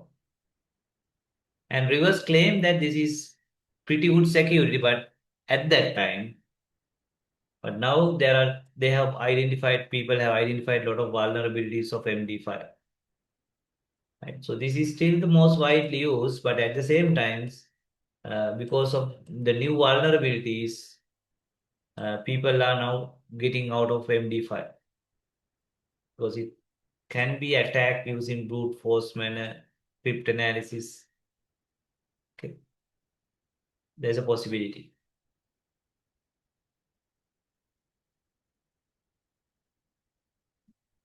Any questions up to this? This is, I know this is pretty much theory. Okay. Right. So we'll take a small break. After the break, we'll continue. Okay. So now it's 9:11. Say 9:10. We'll start at 9:25.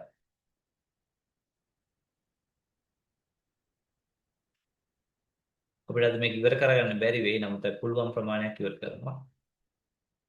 Right. So our next algorithm is SHA. දැන් අපි කතා කරේ MD5. ඒ වගේ දෙවනි hash algorithm එක තමයි SHA. Okay. Right. We'll take a small break.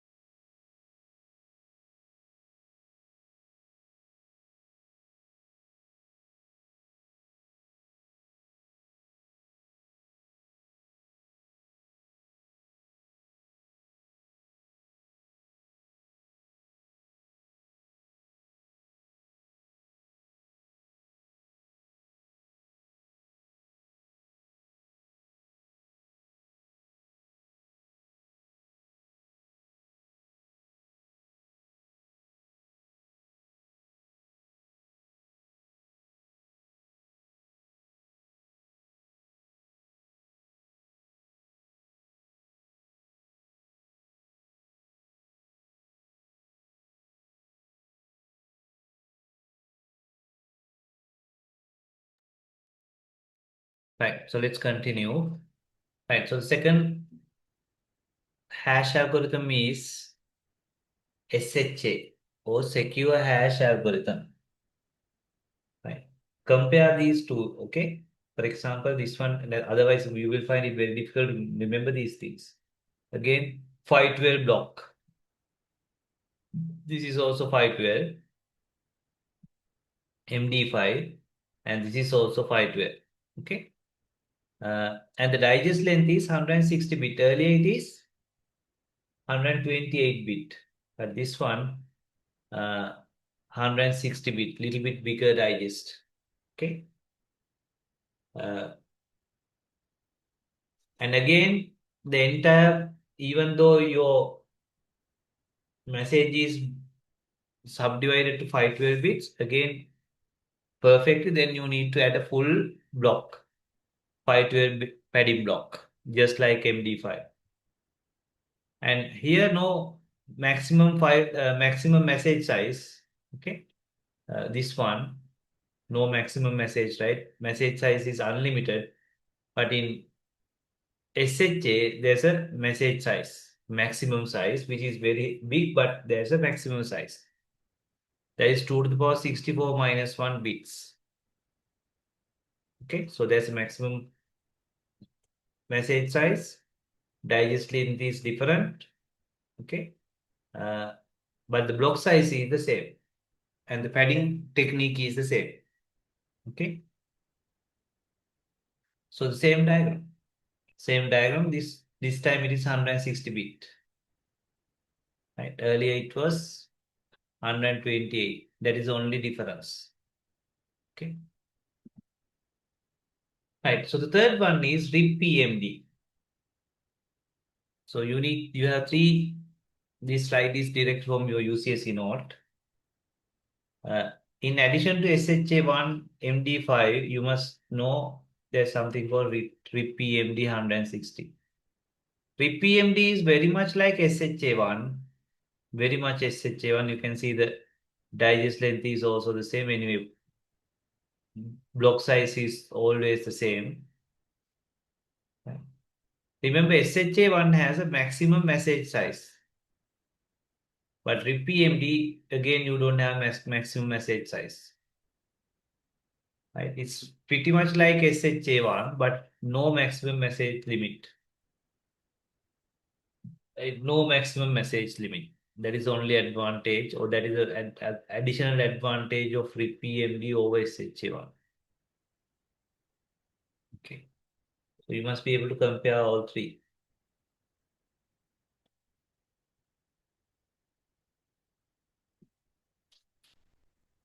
Right. So these are some usages of hash functions. So remember, hash functions convert bigger range to a smaller range, smaller fixed value range.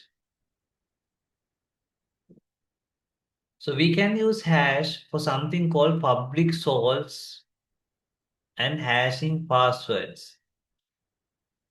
And also we can use hash for authenticate the evidence. Okay. Right. So remember, sometimes we would need to save passwords. Say you are having an account, bank account. So they give you a username password. Right. So you decide your password, right? So then the question is, does your bank save your password in a blank level? Say your password is some weird thing, hello 123 dollar. So does your bank database save it as hello 123 dollar? If they do it like that, that is pretty bad security. So we must never save passwords as plain text. Right? Passwords as plain text. Plain text password is kept in the server. So never store password in clear. Clear means plain text. Because if someone hack your database, all the passwords are exposed. So therefore, practically, this is never done. This is stupid.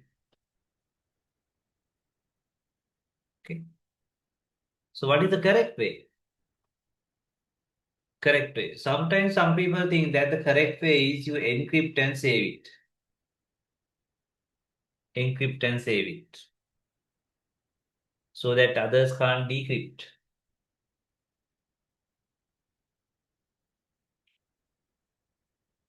But more practical approach that we used in commercial or day-to-day databases is what? Use one-way hash function. Of course, hash functions are one way to convert password and keep that hash value in the server. Right? So remember, the different users have different passwords. You don't save the password when someone add a password or change the password. Of course, we get the password, right? Encrypted password. So then don't save that encrypted password. Of course, don't save the plain password, but at the same time, don't save the encrypted password. What you are supposed to do is from your password, get a hash value, and save that hash value. Therefore, different passwords, you get different hash values. Okay. So therefore, when someone enters the password, now we want to double check whether the password is correct, right? Now again we get the password, right? So again we calculate the hash value and you get the same value. You get the same value because your original hash value is this one. So therefore, you know that password is correct. But if your new hash value is different from the hash value we have saved, that means the password is not correct. Password is not correct. Okay. Now again, someone will say, then what about many to one feature? Not only this password will map into this hash value, this password may also map into the same hash value. So then your origin that user's original password is X. Now he has typed Y, but Y also has to the same value. Yes, that is possible. But it's possible, but rare. Okay, it's possible.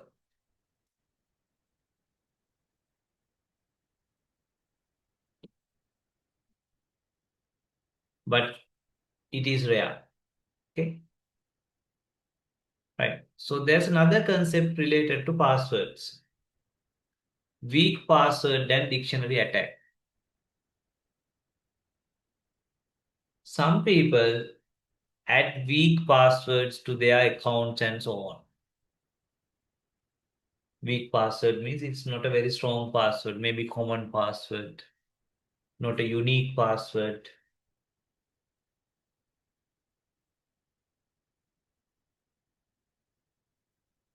When it comes to guessing your password, there are different type of attacks. So one type of attack is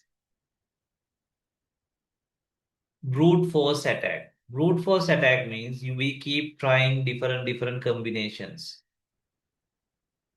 Maybe we can start with A, then Z, A, B, C, D, E, F, G, H, I, J, Z, then A, B, A, C, and likewise, maybe then A1, A hash, or hash one. So likewise, we try out all the possible combinations, and of course, one day or for a one particular combination, we are going to get the password.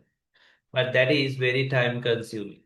It's near impossible when you have very strong password because it take hell a lot of time, sometimes months and years. So the second approach is rather than you do brute force attack, you do a dictionary attack. Especially when the password is weak, dictionary attack might work. So dictionary attack means we have dictionary or the dictionary of commonly used passwords. Because psychologically, sometimes we tend to use those common passwords for simplicity, like hello 123 or your name itself, maybe the month, The January 1, 2, 3. So dictionary attack means we have dictionary of these kind of commonly used passwords. And we, rather than brute force, we try out those possible passwords, hoping that one of the password is going to work. If it is a weak password or common password, sometimes dictionary attack work. Okay.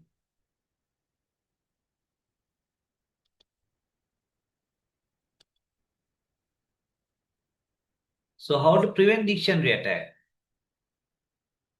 Because dictionary attack means we try out guess some common password. So assume that there's a possibility that users come up with common password because sometimes users are lazy. So then what we can do is say you have the password, maybe it's a good password or very weak password or very common password. Remember we hash and save it.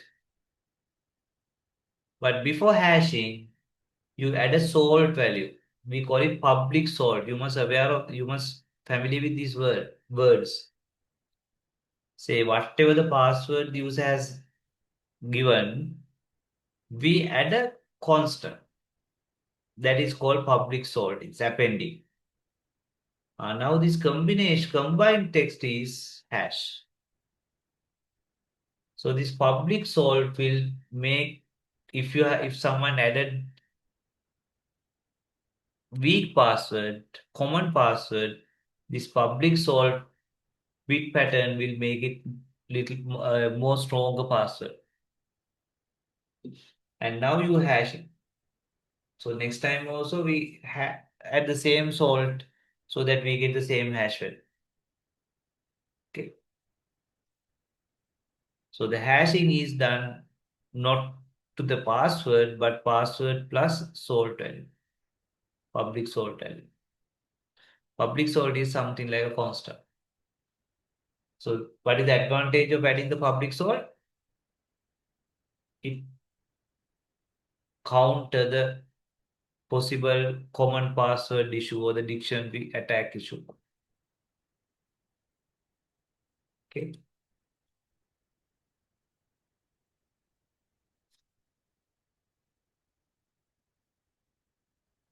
Right. So that is hash functions and usages. Hash functions and usages. So the next one is MAC functions. Message authentication code. MAC. MAC functions are slightly different from hash functions. The main difference is hash function, there's no key. To the hash function, only input is your text content. And you get the hash value, hash or digest, which is a fixed width value. So therefore, hash value 100% depends on your original content. But when it comes to message authentication code, the MAC function, right? So we can use a private key also.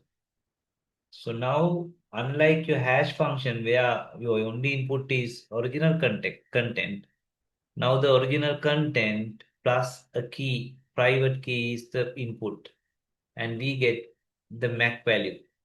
It's also like hash value, the MAC fixed with a small value.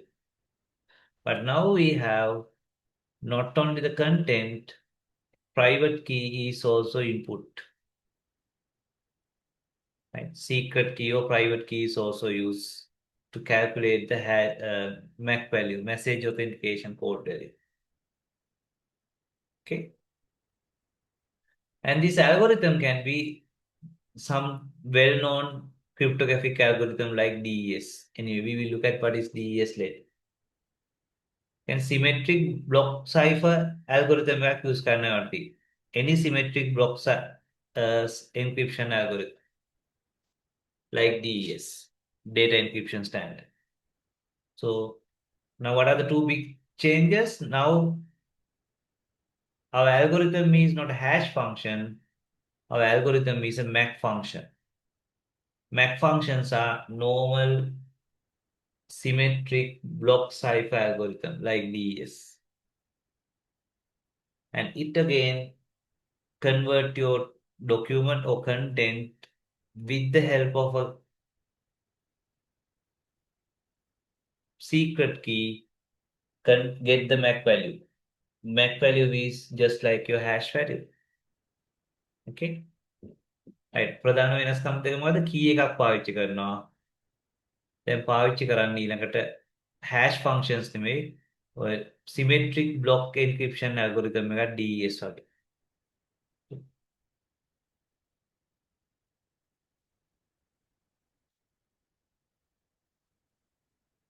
So message authentication not only preserve the integrity. Of course, integrity is preserved because your MAC value is the representation of your content.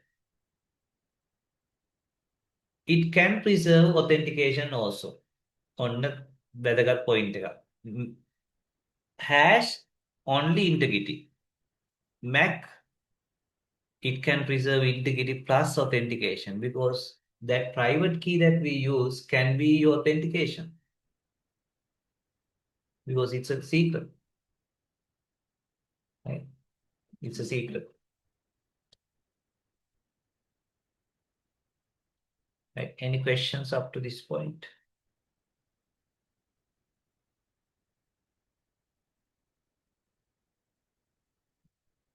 Right, so we have a few more things to discuss, but those things maybe we can discuss in the next class, okay?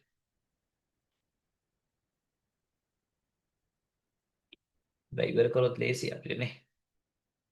අපි තව ටිකක් කරලා ඉවර කරන්න බලමු හරි. එතකොට අපිට topic ඉවර කරගන්න පුළුවන් වුණොත් වාසි. Right, so now we have the hash which doesn't use a key and also it's a mathematically hash functions, and we have the MAC where we have a key and we use private key block cipher as your hash function or MAC function. And good news about the MAC is it not only preserve integrity, it preserve authentication as well because we can use that private key. Right. So this is how it is done. Still your original message is input, obviously. And we have key also input. Now we have MAC algorithm like any private key block cipher like DES. So then you get the MAC value. Then අපි hash value කියන්නේ MAC value. So we can keep the MAC value or we can separately transmit MAC value. Now when you get the content, the receiver will again calculate the MAC value because with your content and your secret key, you get the MAC value. And then you can compare your MAC value with the MAC value attached to the document, original MAC value. So this MAC value is the one that generated by the sender. And if these two are the same, that means your content is not altered. Right? Content is not altered. If those are different, someone has done some changes. So maybe due to errors, some corruption has happened to the message. Okay.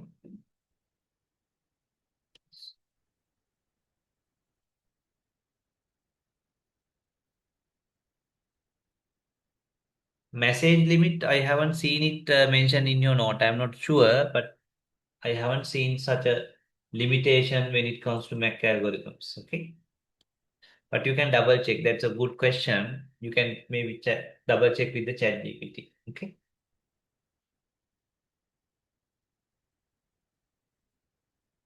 Right.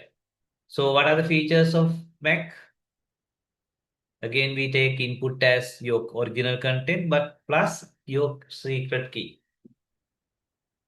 Okay. And again, it must be uniformly distributed. Okay.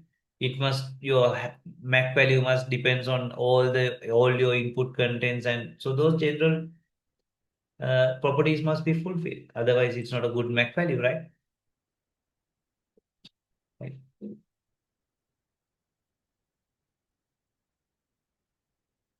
Right. When it comes to message authentication, there are different approaches. Actually, there are three approaches. This is a very important point again. So, what are the three approaches? Authentication using encryption, authentication without message encryption, message authentication code or MAC. Okay. So, what happens if you use simply conventional encryption? That is, you just encrypt it. Encrypt it using secret key. Now, if you just encrypt using secret key, of course, you get the confidentiality now because your content is encrypted. And because of the private key, you get the authentication. But now you don't have the integrity. Right? Message authentication alone will not give you the integrity, but it will definitely give you the confidentiality and authentication. So another possibility is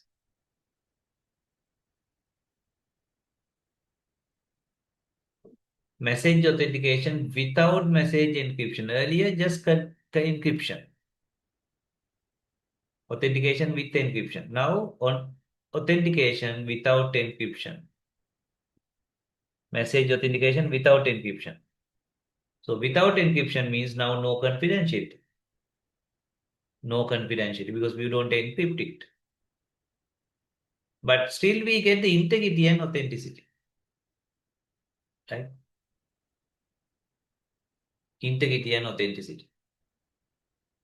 Because still we have the MAC value. Okay? MAC value.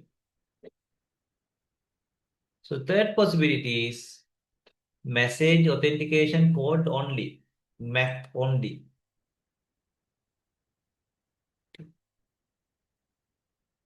So there you use the key and the message to calculate the MAC value. Right? Calculate the MAC value. But again, you can see no encryption. So therefore, no confidentiality. No confidentiality. Okay. And authenticity is still there because we use key. And integrity, if key is used, yes, integrity is also preserved. But if the key is not there, integrity is not preserved. Okay, so those are three approaches. Those are all in your note, UCSC note. So this is the summary.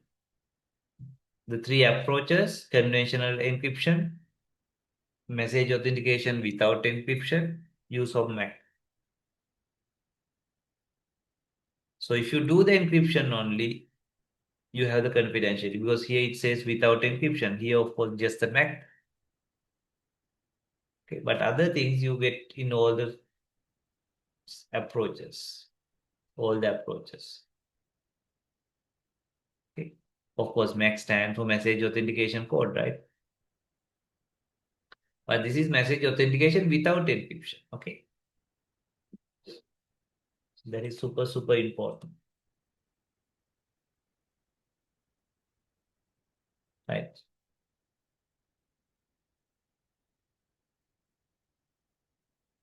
So remember, we need a encryption function in Mac because Mac need a encryption function. So that can be a block private key or secret key block cipher. Remember, your Mac usually we use private key block ciphers. Okay. Symmetric and private key block cipher, block algorithm. ප්‍රසිද්ධම private key or නැත්නම් symmetric key block algorithm එක තමයි මොකද්ද? DES. DES.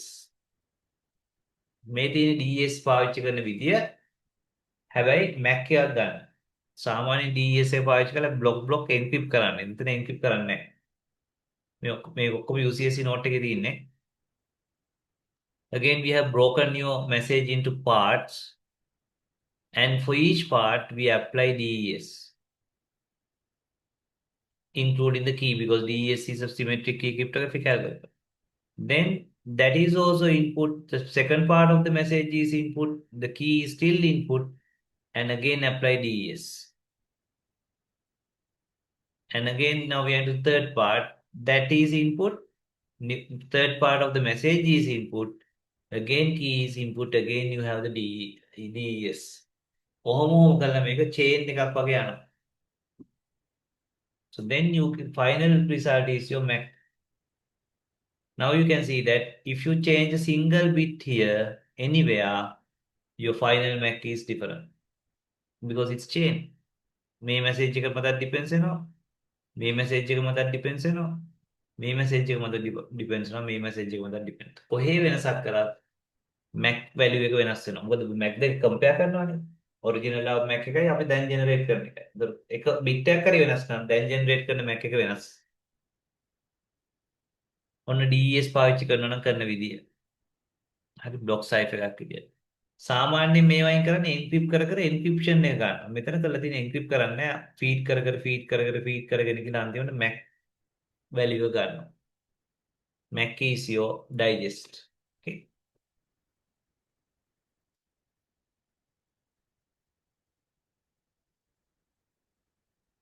Right. Then the hash Mac. Remember we discussed hash, Mac. The difference between hash and Mac is Mac use key. And for Mac we can use private key block cipher like DES. So then we have the HMAC. HMAC means it's like a Mac. That means we use a key, right? Private key. But now my algorithm is a hash algorithm, right? So the algorithm එක විදිහට hash algorithm එකක් use කරනවා. නමුත් සාමාන්‍යයෙන් hash වල key එකක් use කරන්නේ නැහැ. හැබැයි දැන් key එකකුත් use කරනවා. So if you use hash algorithm together with a key, then you call it hash Mac or hash base Mac. Okay. Then DES වගේ use කරන්න දැන් පාවිච්චි කරන්නේ hash algorithm එක. MD5, SHA. Okay. But with a key because we want to generate the hash value. This time we can say hash value because it's HMAC. Or still you can say MAC value. Okay.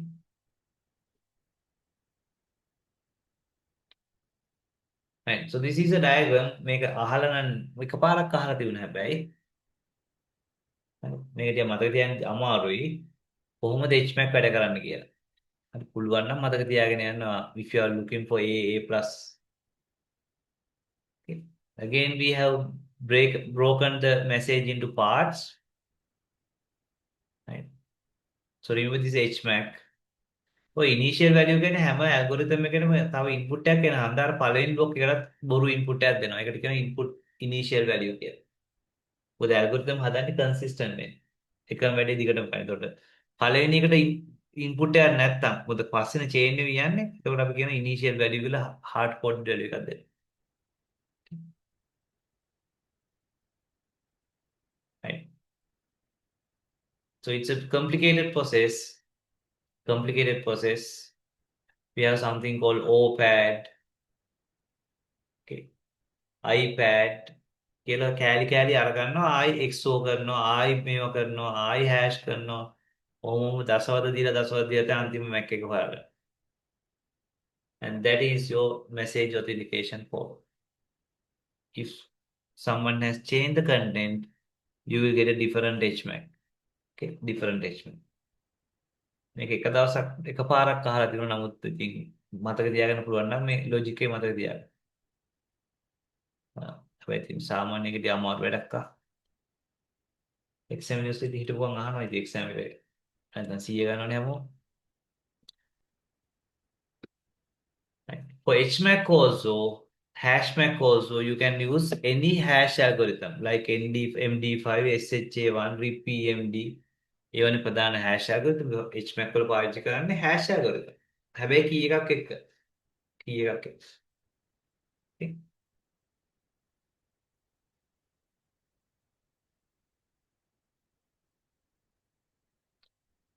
And again, HMAC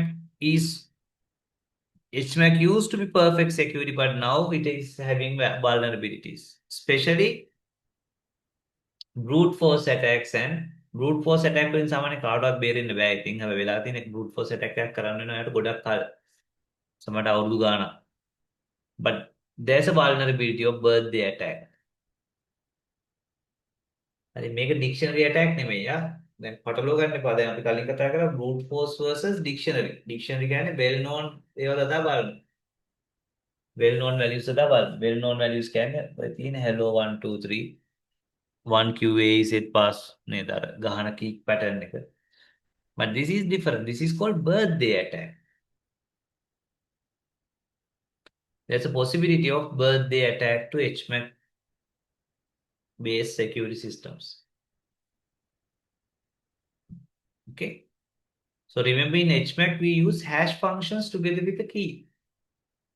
We don't use something like DES, that is MAC.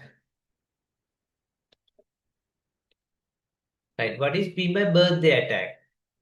මේක slide 4ක් 5ක් තරම් වගේ UCSC note එක හොඳම වැඩේ අද නැත්තම් හෙට UCSC note එක මේක බලන්න.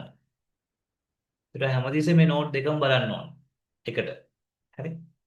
Right. So this is what is mean by birthday paradox. Paradox එක කියන්නේ ඔයාලට gut feeling එකෙන් හිතන එක නෙමෙයි ඇත්තටම වෙන්නේ. හරි? ඒ paradox උගතෝ කෝටි කියන්නේ. gut feeling එක කියන එකක් නමුත් ඇත්තටම වෙන්නේ ඒක නෙමෙයි. වෙන එකක්. So birthday paradox says, or we can explain it.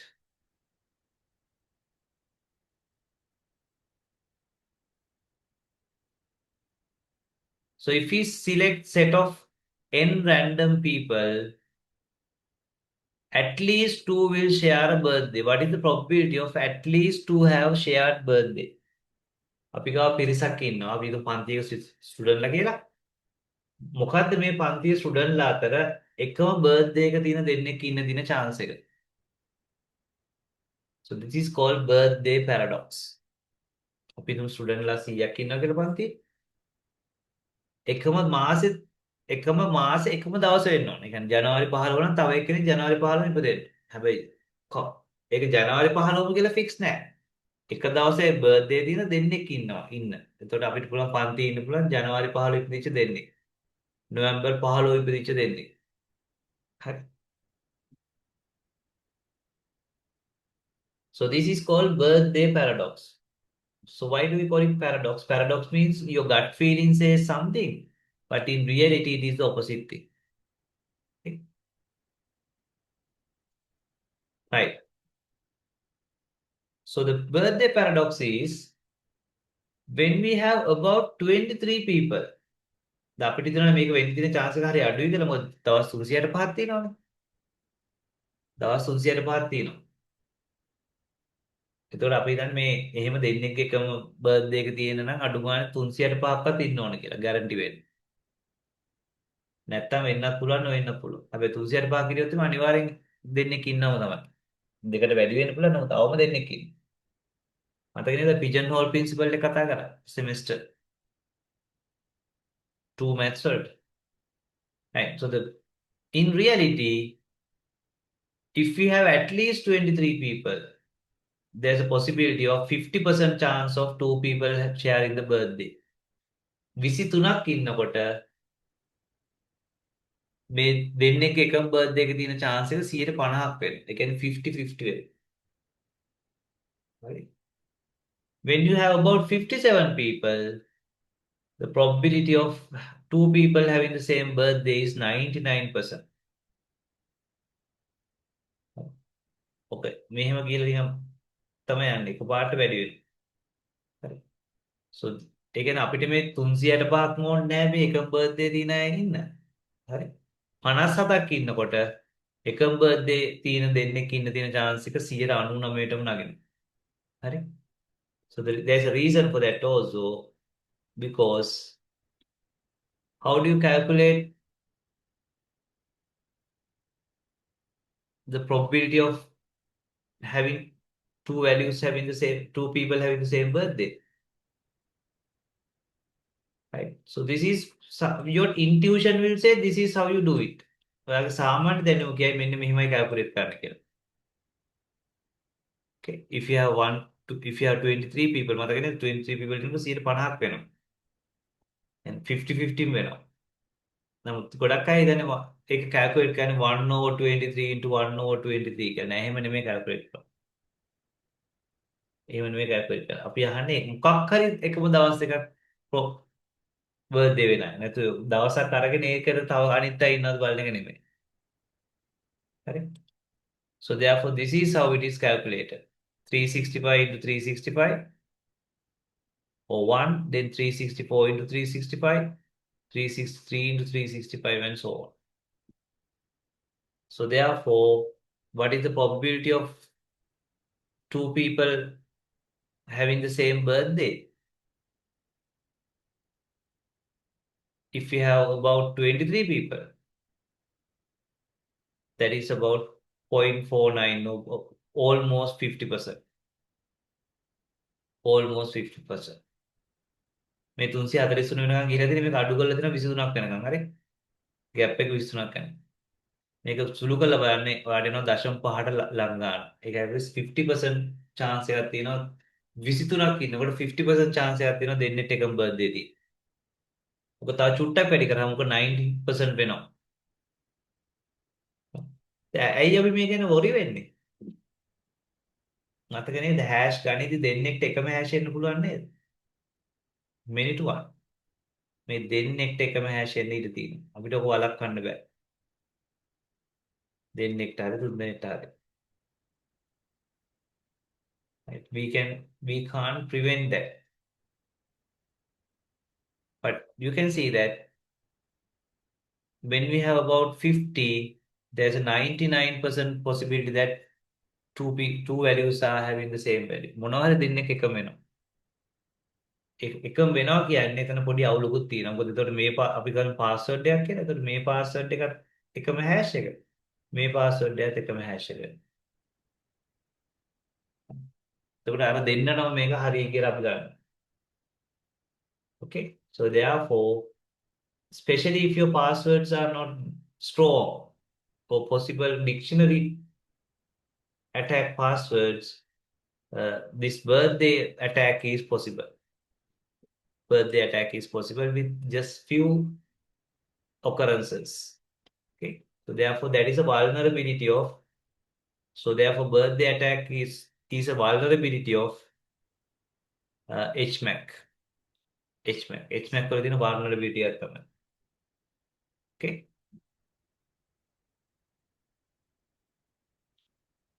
Right, so that's it.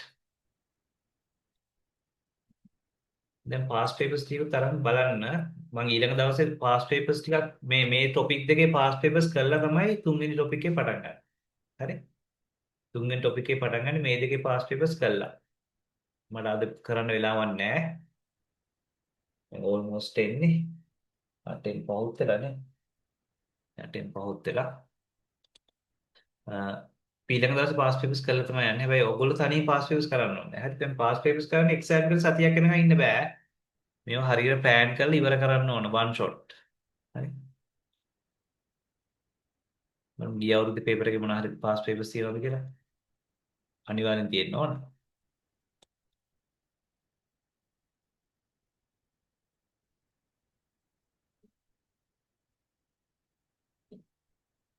මොකද අපි topic දෙකක් දැන් කරන්නේ.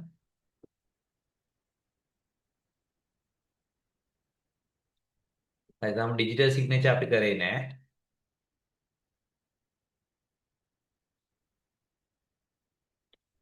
ඉහළින් තාම අහලා නැහැ.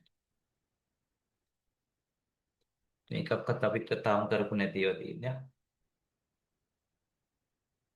මේකේ SHA1 hash algorithm generate a 128-bit hash from an input message of 64. හොවුද නැද්ද? හරි හොවුද නැද්ද?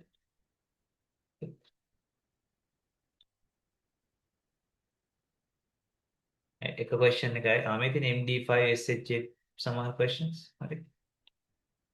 දැන් ටික ටික ඔයාලට අහු වෙනවා මේ question එක.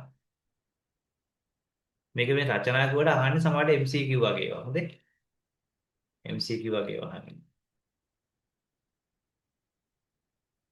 ගොඩක් අහන්නේ question අහන්නේ ඊළඟ සතියේ කරන ඒ වයින් තමයි කියන්නේ encryption decryption වලින්. හරි.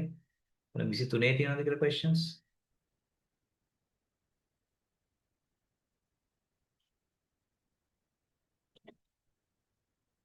එනේ අපි මේ ටික කලින් කළා තමයි ඉස්සරහට යන්නේ. මේ dictionary attack. Dictionary attack.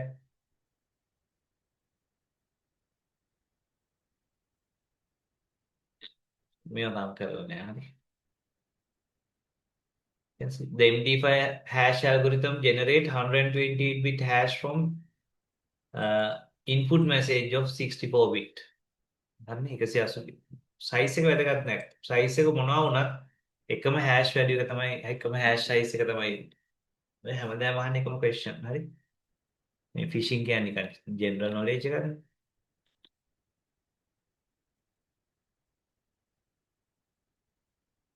Which cryptographic function is commonly used for data integrity verification? Integrity verification කරන්නේ HMAC වලින් මේ hash function වලින් පුළුවන්. HMAC වලින් ඒතකොට SHA. මෙතන තියෙන එකම hash algorithm එක SHA. මේව hash algorithm නෙමෙයි. මේ ඔයගොල්ලෝ අපිට පස්සේ හම්බ වෙනවා මේ hash algorithm නෙමෙයි. You can say SHA1 is a hash function. හරි දැන් ටික ටික ටික ටික මේක කරගෙන යන්නයි තියෙන්නේ අපිට. හරිය? දැන් අපි දෙකක් කරා. ඒ වගේ ඊළඟ සතියේ අපි ඊළඟ ක්ලාස් එකේ තව එකක් කරනවා. දැන් යන ටොපික් එක එක තමයි ඊට පස්සේ දෙක දෙක කරන්න බෑ. සමහරට එකක් කරන්න තමයි ලොකු ටොපික් තියෙන්නේ දැන්. Right. We stop at this point and you have the Friday class. Friday class, possibly we can start සමහරට අපිට එක්ක අපි